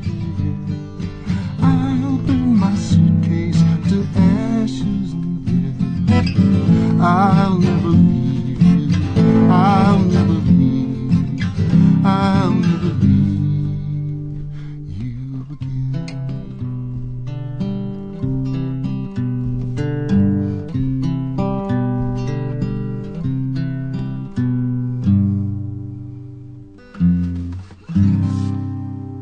Yeah, man, we did it. John Goodwin. Beautiful. Thanks, buddy. Cool, man.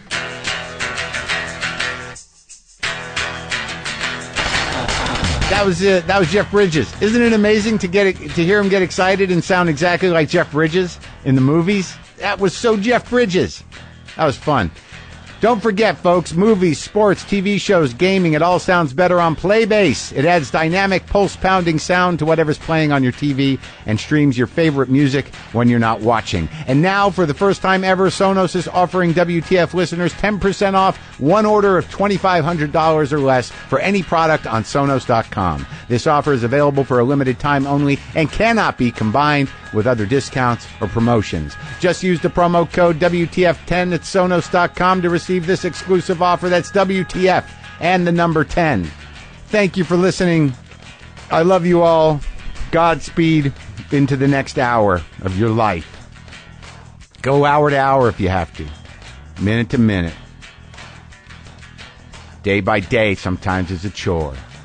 Boomer lives!